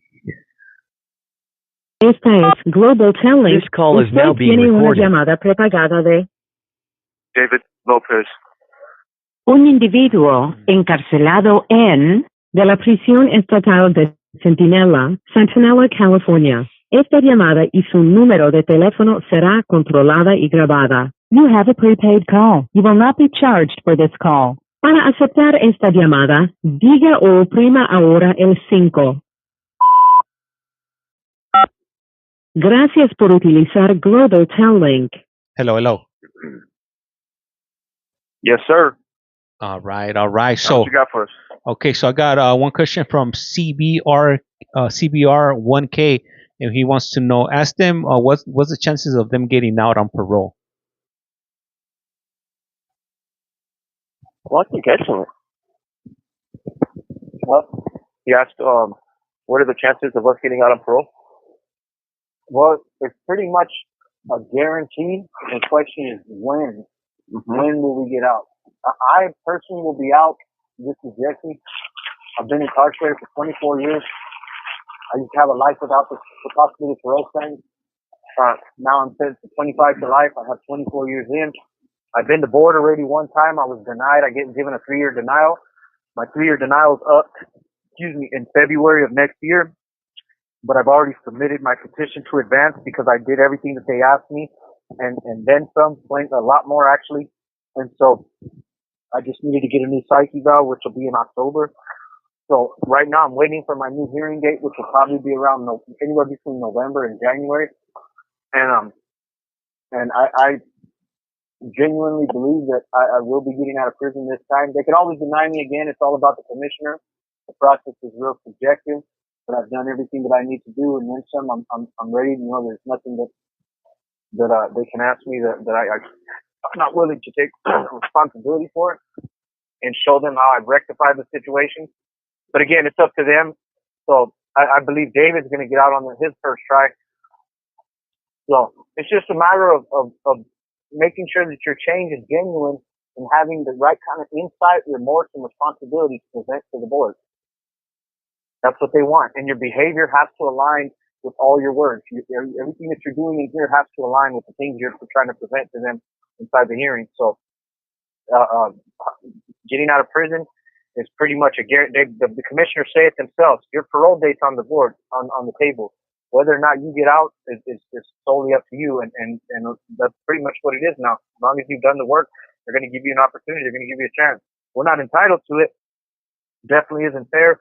You know, some people ask, some of the victims might feel it's unfair, but that's why we have to get out of prison and live the life that we should have been living before, so that we can honor the people whose opportunities we took them from them. Yeah, I go to board. If all else fails with my resentencing and everything else, I go to board in a little over 6 years. So I got a date. They said that I have an opportunity to go to board after I'm in for 20 years and I'm 50 years old. So I'm going to be 44. So I get to go when I'm 50, and then I'll have 21 years incarcerated, continuous years of incarceration.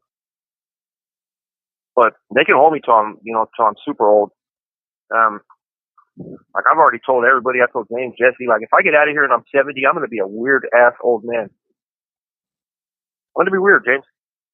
I'm going to be doing 360s on 4-wheel roller skates. I'm freaking the boardwalk. All kinds of shit.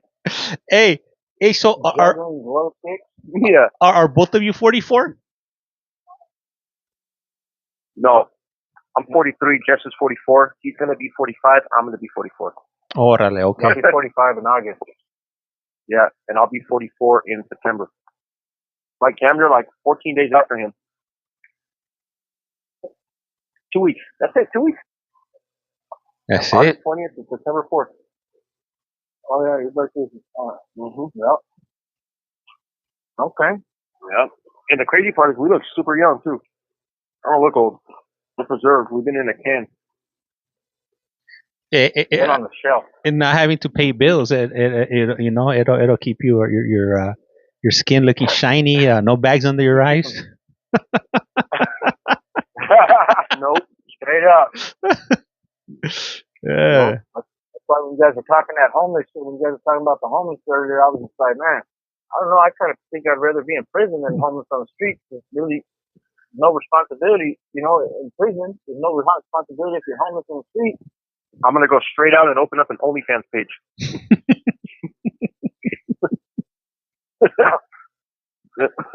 I'm not going to do that, but 70 and older? 70 and older, Gold is going to call freaking, Golden fans, that's what I'm going to call it. You're going to call it the seniors only? Mm-hmm. Did I tell you about that guy that had a B number? I think it wasn't this in Back Henry for this month. I think it was for April. This dude had he caught 4 bodies back in the 60s. He had a B number, and they found him suitable to parole. He was like 85. I think he was paroling. Wow. I think he had been in for like 49 years or 50. Wow, man. He went in 1966. Those were the years though when you'll get like 8 to life for a body. Yep. 8 times 4, you probably got 24 to life. Yeah. Hey, Kyo, I'll give you my list tomorrow. Yeah? Guys are coming by for canteen lists already. I got to turn in my canteen list. Store's here. Yep. Store's here. Store's here. Hey, we're eating these bomb ass burritos right now. Who made them? Hey, so what else you got? You got some more comments, James? Yeah. I made them. You know I made them big ass. I do. Okay, so I'm gonna ask one more question from Karina, and then I want to ask you something because recently somebody sent me a message over, and I want to see what your take is on it. So Karina is asking. I responded to that message too. Yeah, you did. Yeah. So Tabby, no, this is not. This is actually my main account that you just sent a message on. So the question from Karina is, what made them go to the other side? That's like always the $1 million question right there. I made a horrible mistake and they were going to kill me. Yep. I overplayed my hand. I was playing a dangerous game and I overplayed my hand. That's the reality. I don't blame anybody over there. I made my own bed. I'm laying it, and the reality of it is, that's what it was, Esta llamada y su número de teléfono será controlada y grabada. I was stabbed over there on the main line before. Went back to the line. Stabbed in a cell before. Kept on pushing, but, this time it was basically when you know when you know the gig is up, the gig is up. There's no point of going back. And a lot of dudes, oh, I'll never come over here, this, that, and the other thing. But I've heard that from the best ones. I mean, I've heard, yeah, exactly. I was one of those guys. But the reality of it is, I was living an illusion, and I thank God that the decision was made for me, because now I'm able to actually live life the way life was intended to be lived and not live, like a fool. But I got very disillusioned though, James. I was extremely disillusioned by that side. I was all in. I was all in. I was comfortable. All my boys were in positions, of power and authority, and I was at home. And I started to second guess a lot of stuff too, though. I would just see just way out shit, man, and there was just always just some complaining and crying going on. And this isn't to talk shit about nobody in particular or anything like that. I just, except for the people I'm talking shit about, this little group of people.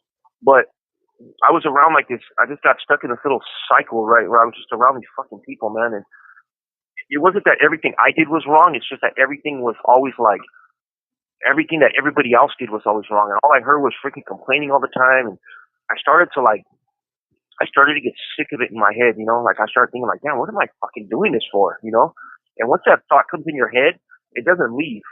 It might go away for a little while, but it surfaces. And the things that I started to do, I stopped caring really about like the repercussions. I wasn't afraid, when I was over there. Like I was very comfortable there. But once you make a mistake, after all the years of seeing what happens to people that make those mistakes, that sits in the back of your head. I'm not the dude that freaking, I'm walking into a freaking, hey, you got a lot of heart, homie, maybe too much, and they freaking stab you 30 times and throw you off the tier and you're still talking about your story as you fall to the ground. That's not me. I'll be like, I'll be talking like, hey, James, as I fell to the ground with 30 stab holes, I thought to myself, what is this for? It didn't work like that. I was like, man, like Jesse, I overplayed my hand. The situation was different. Jesse was in the thick of that shit. I was too in a lot of ways, but it's just, when you know, it's like, man, I'm not dying for this at the end of the day. Esta llamada y su número de teléfono será controlada y grabada. But that didn't fix me either, though. I came to decide, and I started behaving the same way that I was over there. It didn't happen right away, but eventually the fear goes away, the uncertainty goes away. You start to see people a lot more people are, over here than you think, There's all kinds of people I knew. They had stuff going on, and I was still a drug addict. I was still, I still had a warped gang mentality. So I started to slowly chip away at my armor, and before you knew it, I was behaving the same way I was behaving over there. And it just, you reach a time though where it's like, all right, well, I started to become disillusioned with the entire criminal lifestyle, where it wasn't like, oh, what the fuck am I doing this for? That was what I was thinking when I was, doing all that other shit. But now I'm thinking about it like, why am I on drugs?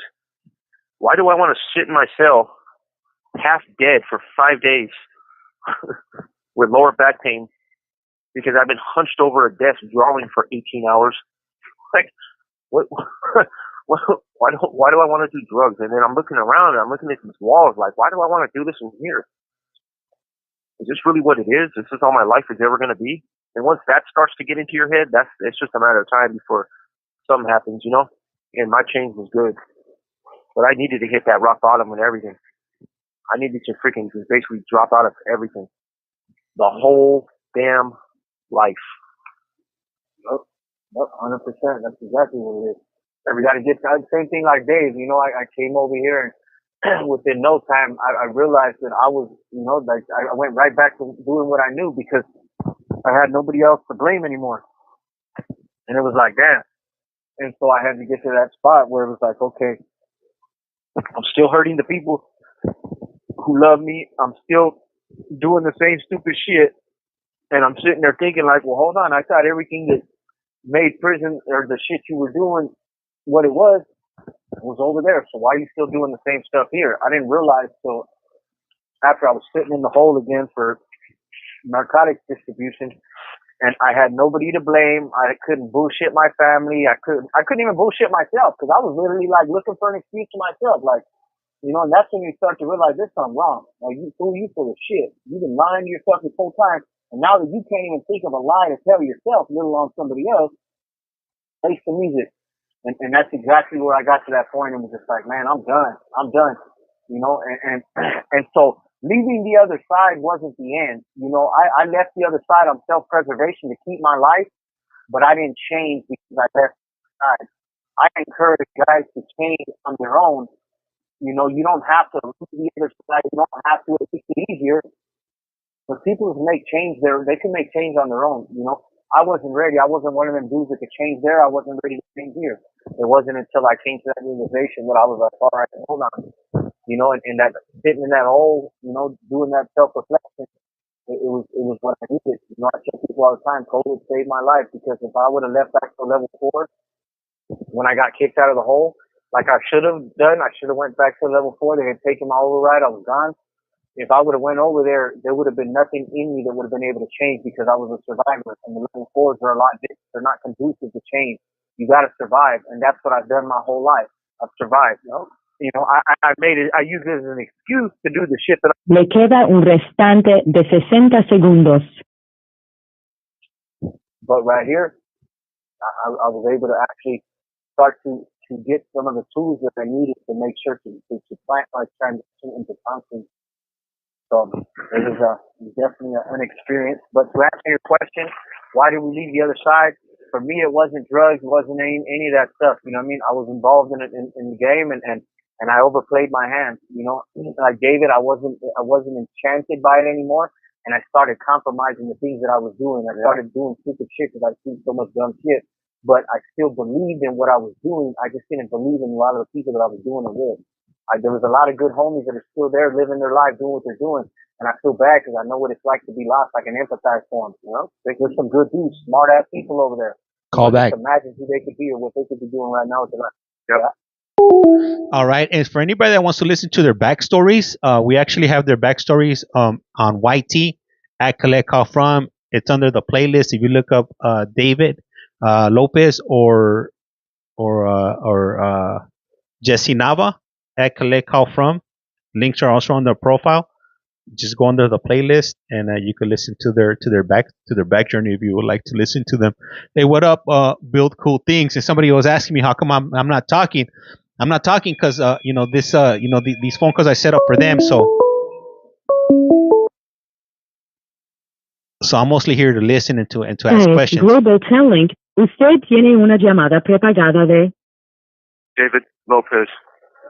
un individuo encarcelado en de la prisión estatal de Centinela, California. Esta llamada y su número de teléfono será controlada y grabada. You have a prepaid call. You will not be charged for this call. Para aceptar esta llamada, 5. Gracias por utilizar Global Telling. Hello. Yep. Well, thank you for your question, Karina. What else you got, James? So the other question I was going to ask you was, recently somebody sent me a DM, I would say a concerned brother. You know, he was concerned about his brother. His brother had been in prison since the age of 18. He had already been in prison for, I believe, if I'm not mistaken, 19 years at this point. And he's on a GP line, and he recently went to parole, and he was denied parole. And from what my understanding of the message, he was told by the board of parole that he needed to go to the SNY site for him to parole. And I sent that message over to David, and then whatever response you gave me, I sent back to him. But I wanted to share that with just to see, what he thought about it. I know some, I've shared it with other individuals, and they told me that doesn't make any sense. That there has to be other things, going on in the background. I don't think the parole board would just ask you, to cross over to go to the SNY side. So, what's your take on it? Nope. No, absolutely not. So you had somebody question you about that? Yeah, it was remember it was on my tablet, and I responded. I didn't share any of that with you. No. I just responded. Probably. I think I did, but you forgot. Just I didn't forget people. All right, so that was a very serious situation we were in. Just the one you shared with me was the one where the dude was going through all that stuff with the renter. With the who? With the renter. The one who was renting and was terrorizing his family. That's old shit right there. That's what I'm saying. Oh yeah. This was recent. He said it. Yeah.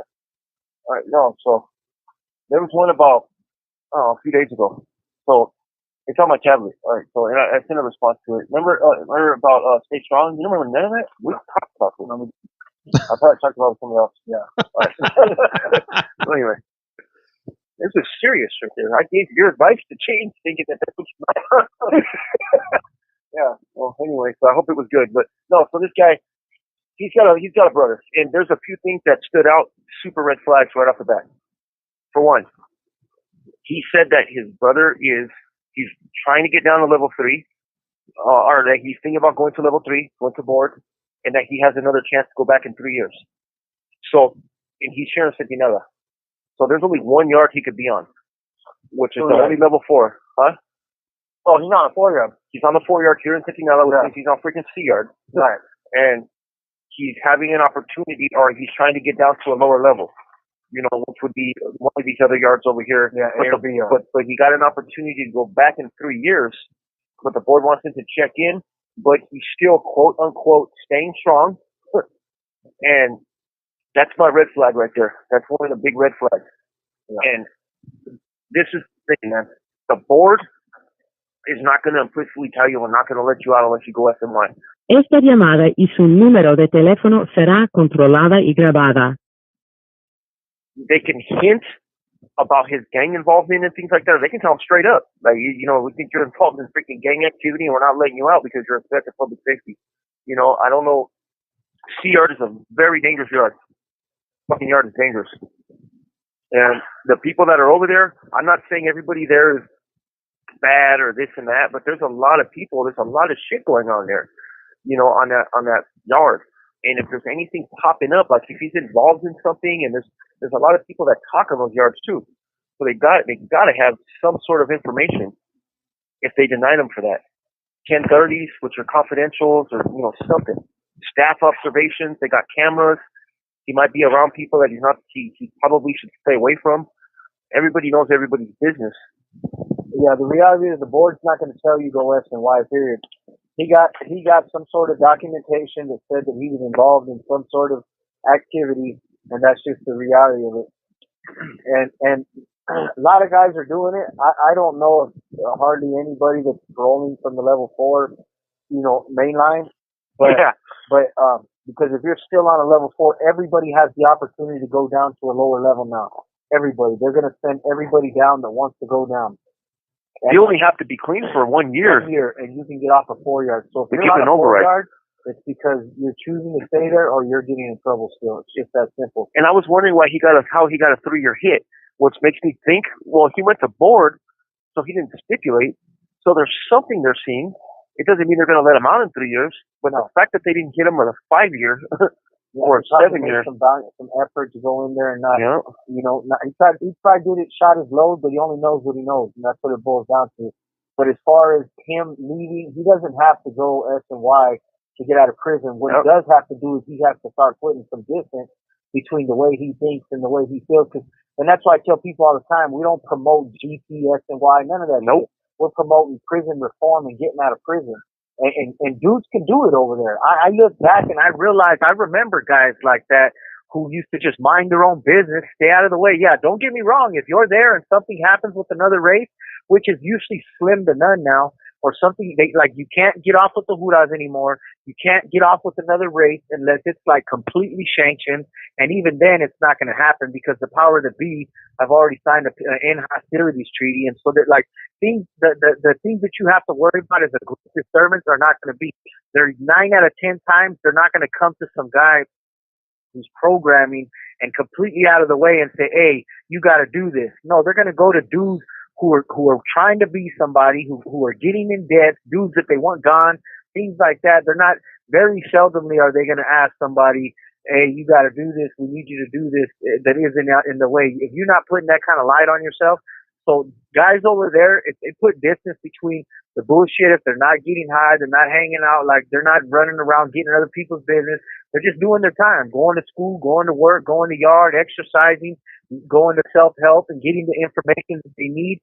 Now, there's only a certain level of distance you can put in your mind from the things that you believe, and by being there. That is one thing that I can't imagine being who I am today and being over there, but I'm kind of an all-in, all in or all out type of person. But yep. I know guys who, there's my neighbor, he just came from over there, and he has been programming over there already on level 4, but then he came right here to a level 3, and the guy who was in charge there, they had an issue with him going to program because they know they're losing people. They know a lot of people ain't subscribing to the bullshit anymore. So guys who are actually valiantly putting in solid efforts to get out of prison, this happened to be one of those places where the guy was like, oh, that's pussy stuff, but that ain't cool, But that's why you're trying to go home. This is home. Yeah, this is prison. This is what you signed up for, and that's not the norm though. That's, what is it?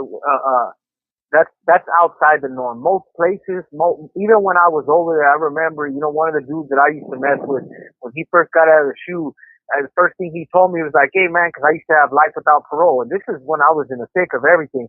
And this is one of them boys. And he told me, he's like, hey man, he goes, I thought you got resentenced and you got your LWOP taken off. I thought you were supposed to be going home or something. And I was like, what do you mean? He's like, yeah, well, didn't you get your LWOP taken off? And I was like, well, yeah. And he's like, well, then what the fuck are you doing? Why are you still fucking around? And I was like, man, I'm in prison so I get out of prison. That's what it is. And he was like, all right, well, if you don't care about your time, then why should I care about your time? Yeah. And that was literally his response. He tried to tell me right off the top, this is the first time I had talked to this dude in years. And it's exactly what he said. He was like, hey man, I thought you got your LWOP taken off. Why are you still fucking around? Yeah, straight up. Like that's love dudes, right there, Yeah, there are dudes that are trying to put you in the right path, and you can do it over there on the main line. It's just all about what kind of resolve you have and what kind of vices you have. Like you could be from your neighborhood over there just being there, just along for the ride. But if you still have heart for your neighborhood, you still have heart for the cause, then the reality of it is you're just going to get out of prison and come back because you still believe in the things that you believe in. That's just, for me, that's where the problem lies, the contradiction. But whether or not you have to leave that side to get out of prison, I don't think so. I know a lot of dudes over there that can program, and just stay the hell out of the way and go through the motions and do what you need to do to get out of prison. And they'll live their life because if they stay away from, the bullshit in here, they can usually stay away from it out there. People like David and I, we weren't those kind of people. We were the kind of people that were always into some shit. Yeah, all the time. And so that's the difference, and I never would have done it there. I was having trouble with it here. So it's just now the things that I know today, I could absolutely be over there and mind my own business and just, stay out the way. It just, but it just, like I said, it would be hard. The conflict within would be hard because it's hard to like know what I know today and then still try to be there with the fellas like that, because to me it's like now I'm doing my own time. I don't do anybody else's time, and that's not how it is over there. You're always doing somebody's time. When I heard the staying strong thing, right? He's still over there staying strong. That didn't sit well with me because I know what that means now. And it's like, look, you're either strong or you're not. It's just what it is, And you staying over there doesn't mean that you're strong or not. It doesn't make no difference. You could be over here staying strong too. You're staying strong. What he's saying is he's staying strong into the gang politics, into that lifestyle. Yep. That ideology. They always say, "Oh, right here to staying strong." Like doing what you do. Like that's what it is. I still subscribe. Yeah, I still subscribe to that ideology. Level 4. No matter what I'm going through, I'm pushing through. And yes, It takes strength to go through that, but you don't have to do that anymore. You don't have to do it. You don't have to check in to leave all that behind. You know, they do have non-designated program facilities. We're not SNY no more. Jesse and I, we signed off on our SNY cards. We're done. We're non-designated program facility. And we had to literally sign off and say, we don't subscribe to any of those labels anymore. Yeah. I'm not active. I'm not active. I'm just David. I'm just doing my time. I'm doing my time, and I don't give a shit what people are here for. I don't care where people come from. I don't care if they're GP. There's GPs on the yard. They don't claim they never went to an SNY yard. They never debriefed or anything like that. They're here. This is what it is. They're minding their own business, getting the hell out of here. You know, to that ideology, yeah, this yard is it'll be considered no good. But people who want to go home don't care about that. Give a shit about who thinks that we're no good and, you know, to the gang or anything like that. That don't matter, you know, and I felt bad for that dude's brother. I thought, like, man, you know, this dude's been in for so long. He's been in since he was 18 years old or 19 years old. Oh, that dude on the Met? Yeah. And he's been in for 19 years, been in since he was 18 or something like that. His brother loves him enough to where it's like, man, he said, I heard you help people go home. And I said, we absolutely help people go home. We just keep it real and tell people what it is. You don't have to tell on all your friends and, you definitely got to get out that 4-yard and start working your points down to a level 2. Yep, but once you're level 2, you're going to be non-designated anyway. Yeah, you stay there on that level 2. You never leave again. No. And you don't have to go. You don't have to tell on anybody. None of that. You just simply program, stay out of trouble, and get to a level 2. Yeah, the camaradas, the homies over there tell you you can't go to a level 2 because once you go level 2, you're non-designated. You're going to be there with dudes that are no good or however you want to call it. You know what I mean? But at the end of the day, you're doing your own time. Who gives a damn who's there and what they're there for? All you should be worried about is doing what you have to do to get back to your family, because none of them motherfuckers that want you there with you are going to do your time for you. Nope. Them dudes don't care about what your brother or your family or your mom or your dad are going through. At the end of the day, it is what it is. They're your family now. You know, over there. That's how they look at it. But it's messed up. I feel for that dude. You know, I feel for that dude. I feel for his brother lost in the sauce. That's what it is. What else you got for us, James? Let me see here. Let me see. Tiffany writes, I want to be a fly on the wall at the Menendez brothers parole hearing. Oh, man, you and me both. Yeah, me too. You and me both. That shit's such a double standard for them fools. Those fools are so full of shit. Hey, but let me tell you this, though. I think, James, that you should... Esta llamada y su número de teléfono será controlada y grabada. Get those transcripts. Mm-hmm. Le queda un restante de 60 segundos. Oh, it'll be a public record, and we could talk about all the double standards that are going to be in their hearing. Yep, we can talk about how they got treated completely different than anybody else who goes into those hearings. If we got caught with a cell phone, we're gonna be doing 5 more years. Yeah, both of them fools got caught with a cell phone in less than last year, and one of them even admitted to using it for drug transactions, and yet they got a moderate psych eval. Like, how is that even possible? I had a drug case 3 years earlier and got a high psych eval. Yep, because of that. And we're not saying they shouldn't go home. I'm just saying that they got to treat everybody fairly. You know, that's not a factor for them. It shouldn't be a factor for us. Yep, those guys aren't doing anything different than a bunch of other guys that I've watched them put through the ringer to get out of prison. Them fools ain't no model inmates. They've been caught with gripophones. All right, so their call got disconnected. They should be calling back shortly. So, Hype Queen. So yeah, so if you want to check out the videos, they are on YT. If you go to Arizona Court, go to a playlist Arizona Court, and you can see all the hearings from today. From hold on, was it Pima? Did you put Pima or Maricopa? Oh, you know what? The Maricopa one might be messed up from this morning. But yeah, it's up there. The audio's on there for sure. I know. I was driving when I was streaming it, so my phone got messed up, but it might be on there. Yeah, or you know what? You could also check it out on Tucson 857. he streams those every day too on YT. Just look up Tucson 857, and his will be nice and clear. Tell him James sent you over.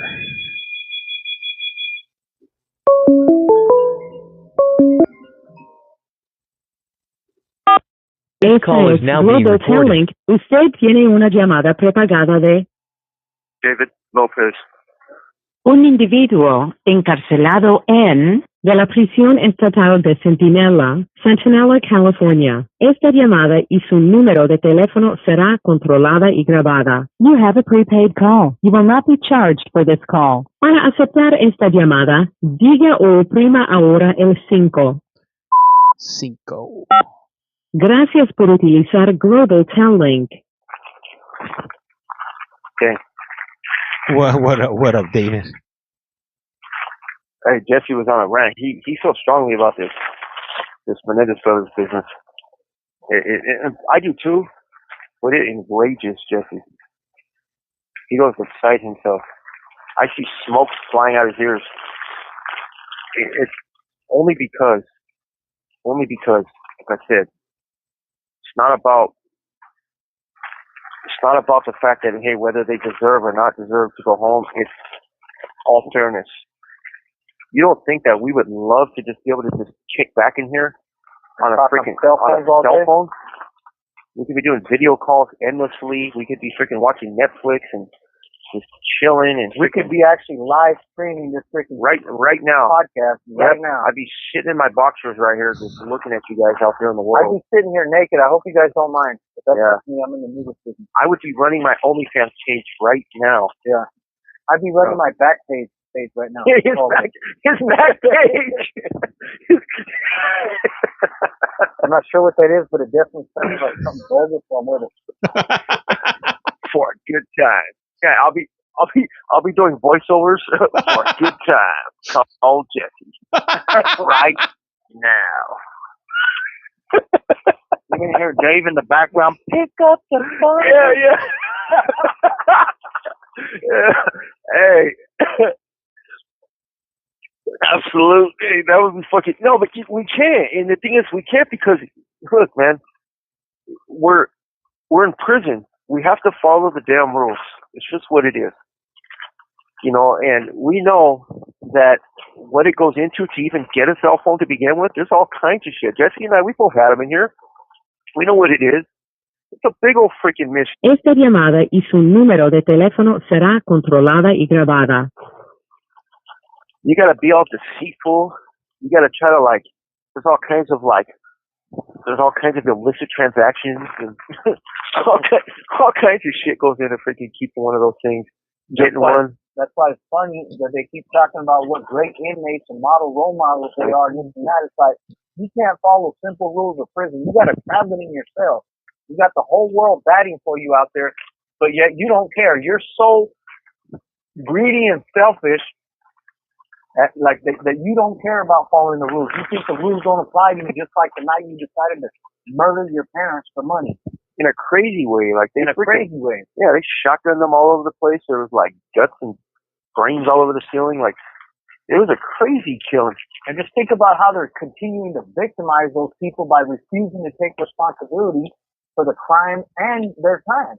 The fact that they're not doing their time without a cell phone, that in itself is man, I'm above. I don't care that my parents are lying in a cold, hard ground because of me. I'm going to do whatever feels best for me. Forget the victim. That don't mean nothing to me. I'm Lyle and Eric Menendez. I do whatever I want. And I say this because that's exactly who I was. For many years, that's exactly how I thought. I didn't give a damn about nobody. It's like looking in the mirror. Yeah, exactly. I was going to do exactly what I wanted to do, whatever I felt was going to make my time easier. That was having a cell phone, being on drugs so I could escape my reality, and just not giving a damn. Period. I didn't care about nobody. I didn't care about my victims. I didn't care about the guards, the prison, none of that. Whatever felt right to Jesse, that's what the fuck I was going to do. And that's the difference between somebody taking responsibility and feeling remorse. When you feel remorse, you're not going to put people in those situations. You're not going to compromise some guard jobs. You're not going to compromise your celly freedom. You're not going to compromise. Nope. It just becomes a thing, And so I wouldn't even do something that I thought would get Jesse in trouble, even if it was something small. You know, it's just like it's just not worth it, man. Hey, I want us both to get the hell out of here so we can grow big old mustaches. Go ahead. I got a question from Mel. She says, she's asking, can you ask them if they think that the brothers were actually victims of their parents? And then after that, I got another question from Lovejoy. I don't know. You know, I don't trust people generally, so I think they're full of shit. But what do I know? I personally, do I believe either one of them was ever molested by the parents? I believe, not the parents, the dad. The mom had nothing to do with that. Dragging the mom into that later on, which was a part of their fucking continued victimization of the parents.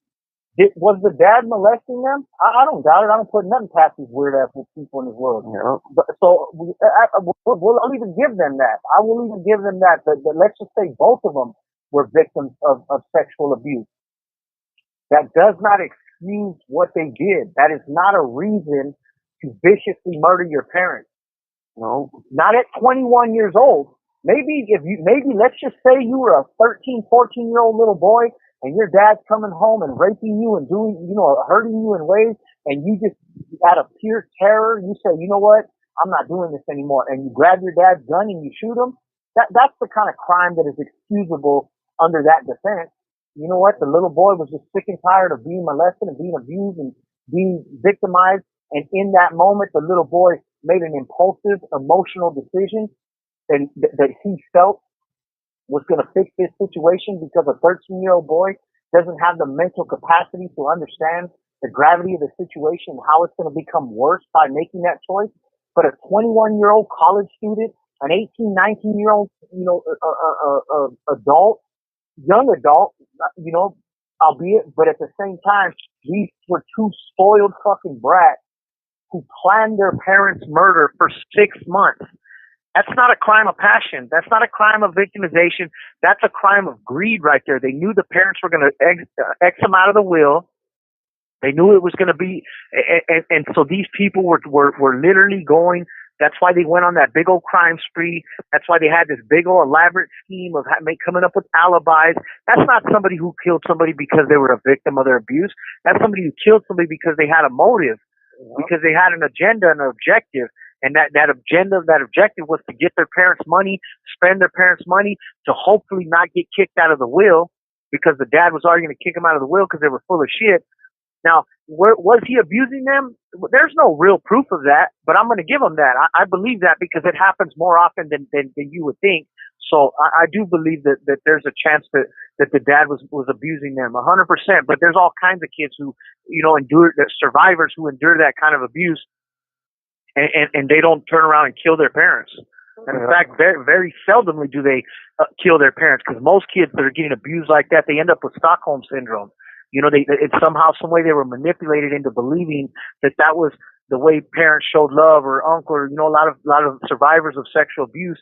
There was a reasoning in their mind why they let it go on or continue to allow it, and a lot of times it's the shame of thinking it was their fault or something like that. But it's never their fault. What them dudes did was whether or not they were being abused by their dad. What about the mom? What about the mom? Why did you do that to your mom? I don't give a damn if she was allowing it. Like, why? You know what I mean? Like, think about it. Think what they did. They shot her. How many times they shot her? 16. They shot them 16 times, right? But why did they just call the cops? Exactly. You're a grown ass man. You're gone. One of them wasn't even living in the house anymore. One of them was out of the house. The one that supposedly was enduring most of the abuse wasn't even living there anymore. But Tegun, he came back so he could save his brother. Well, you can't call the cops because they would have been snitching. Yeah, don't call the cops and tell your dad's molesting you. Can't be snitching. Jesse, don't even suggest that. Yeah. So yeah.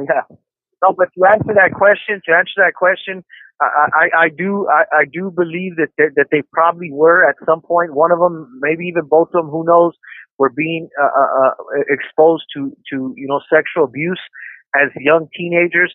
But come on, these were grown ass men. One of them was 19 and one of them was 21, right? Or how old were they? 18 and 20 or 19 and 21, something like that. Yeah. Either way, they you know what I mean? Like, come on, they both them dudes had the wherewithal to either report it, get away from it, but they didn't. They didn't. What it was is they knew that they were going to get kicked out of the money, and they're like, man, we got to knock these people off before we end up getting kicked out of this will, and we got to spend some of this money. That's greed. The same kind of greed and the same kind of reckless impulsiveness behavior that they're still exhibiting today by saying these rules don't apply to me. I don't care about that. I'm going to use these cell phones to buy drugs in prison, and I'm going to live my life and do my time. One of them dudes literally was going out to visit with his wife and coming back to the cell and sleeping with his boyfriend. You know what I mean? Like, come Hey, on. what about? No, it's true. I said, yeah, it's real shit. It's real talk. Yeah, you didn't know that? Yeah, yeah, that's real talk. No, that's really known. Damn. Yeah. Yeah. Oh man. Hey, Yeah, it's true. I just saw Liceman typing in. The Liceman showed up at the right time. Hey, Liceman. Hey, Liceman, what's up, my guy? Yep. How you doing, bro? We hope everything's good. Yep. Blessed on your end of town. That is one of the originals right there. Yep. The Liceman. Hey, to see Iceman when we get out there. Yeah, we're gonna go out there. Yeah. Iceman gonna take us on vacation to Mexico. I'm not going to Mexico, Jess. Hell no, you too dark. They're gonna have your ass in the jungle, slave driving out there in one of the cartel ranches. Absolutely. Hey, what was I gonna tell you again, James, about? Yeah, so Menendez brothers are bad, but don't forget to get their transcripts, James. We gotta bring those transcripts, and we gotta talk about what happened on this. Yeah, we gotta have a freaking talk about that. I want to read those transcripts. Yeah, so I hope go ahead. As a matter of fact, I'm email the CDCR so I could get on their news on the. I'm assuming they're gonna do it like the way they did with that one girl that that had that parole board here in San Diego. They're probably gonna have like Channel 8 or one of the bigger news organizations filter out and send out play by play of the Board of Parole hearing. So I'm gonna try to sign up for that, and hopefully they allow it, and I'm able to get information the day of, so we don't have to wait around.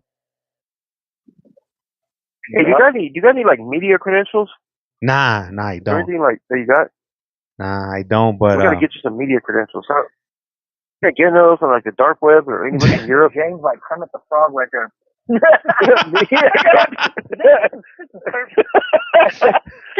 is Kermit reporting live from Cincinnati BPA. What the fuck? I didn't know this fucking talk like that. It's fucking got a gang of fucking voices. He's super you know how Kermit the Frog has that little newscaster fucking. Yeah, but you sounded perfectly like him though. That was fucking crazy. I don't know. Didn't he sound like we all knew who he was right there? I saw it too. I saw James yapping away. Kermit the Frog. His mouth opening. It's like, that shit was great. Oh man. So anyway, you got to do that, James. Do that. Yeah, for what sure. else you got? You got any other questions out there from our Insomniacs across the pond, or those in the U.S.? What do you got for us? So we got a question from Leash from Australia, and she wants to know, James, can you ask them what time day room is at? 7 o'clock. You guys got 7 o'clock? 30 minutes. All right. Let me see 7 here. 7 o'clock day room. Yeah. Eleanor wrote. She's waiting to call. Yep. She's waiting to call Silas. Silas better get on. He better secure that kiosk. Yep. Hey, better get out there before I do, because I'm snatching it. Oh boy, Jesse's a kiosk monster. Yeah. What else you got? Let me see. Eleanor asks, "Are the brothers being released?" So we don't know. They're not being released. Yeah. They got to go to board. Yeah. They go to the pro board. That's what Jesse and I. They don't just let people like us out. Not with our histories. We got to go through a forensic psychologist. We got to talk to them. They give us a comprehensive risk assessment to see what do you call it? The probability that we'll reoffend, whether it's high, medium, or low. And then you go in front of a panel, a parole board panel, and these guys will pick you apart. They will it's not like they're doing this malicious. They're not doing this. I'm not saying that they're doing anything maliciously. It's just that their job, they're paid very well. They're very well trained and educated to detect bullshit. If they believe you're a threat to public safety, you're not going home. So we got to go through that. So does the Menendez brothers. Le queda un restante de 60 segundos. they look at us having a cell phone and things like that is, hey, we're probably going to go out there and commit crimes again. We're doing it in here. We ain't learned. We're not taking responsibility. Therefore, we're going to have to sit in here for a little longer. James, you got another call on you, or what are we doing here? This is if you guys call back, we can go ahead and part ways because I got my daughter waiting for me right now. So this will be the last one, but Esta llamada y su número de teléfono será controlada y grabada. we could go to some proper Well, I hope going you're away. not in a hot car or anything. Nah, with the windows rolled up. Yeah.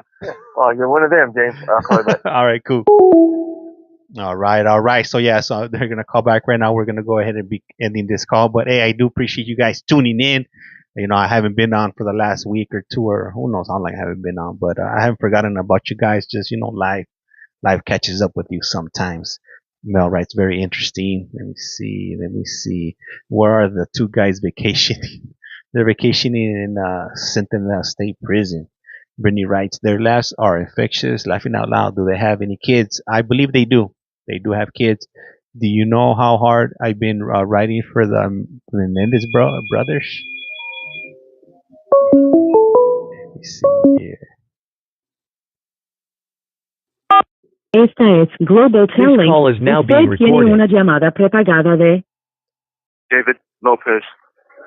un individuo encarcelado en de la prisión estatal de Centinela, California. Esta llamada y su número de teléfono será controlada Hey, all right, y Jeanette. grabada. Have a good You one. have a Thank you. prepaid call. You will not be charged for this call. Para aceptar esta llamada, diga o oprima ahora el 5.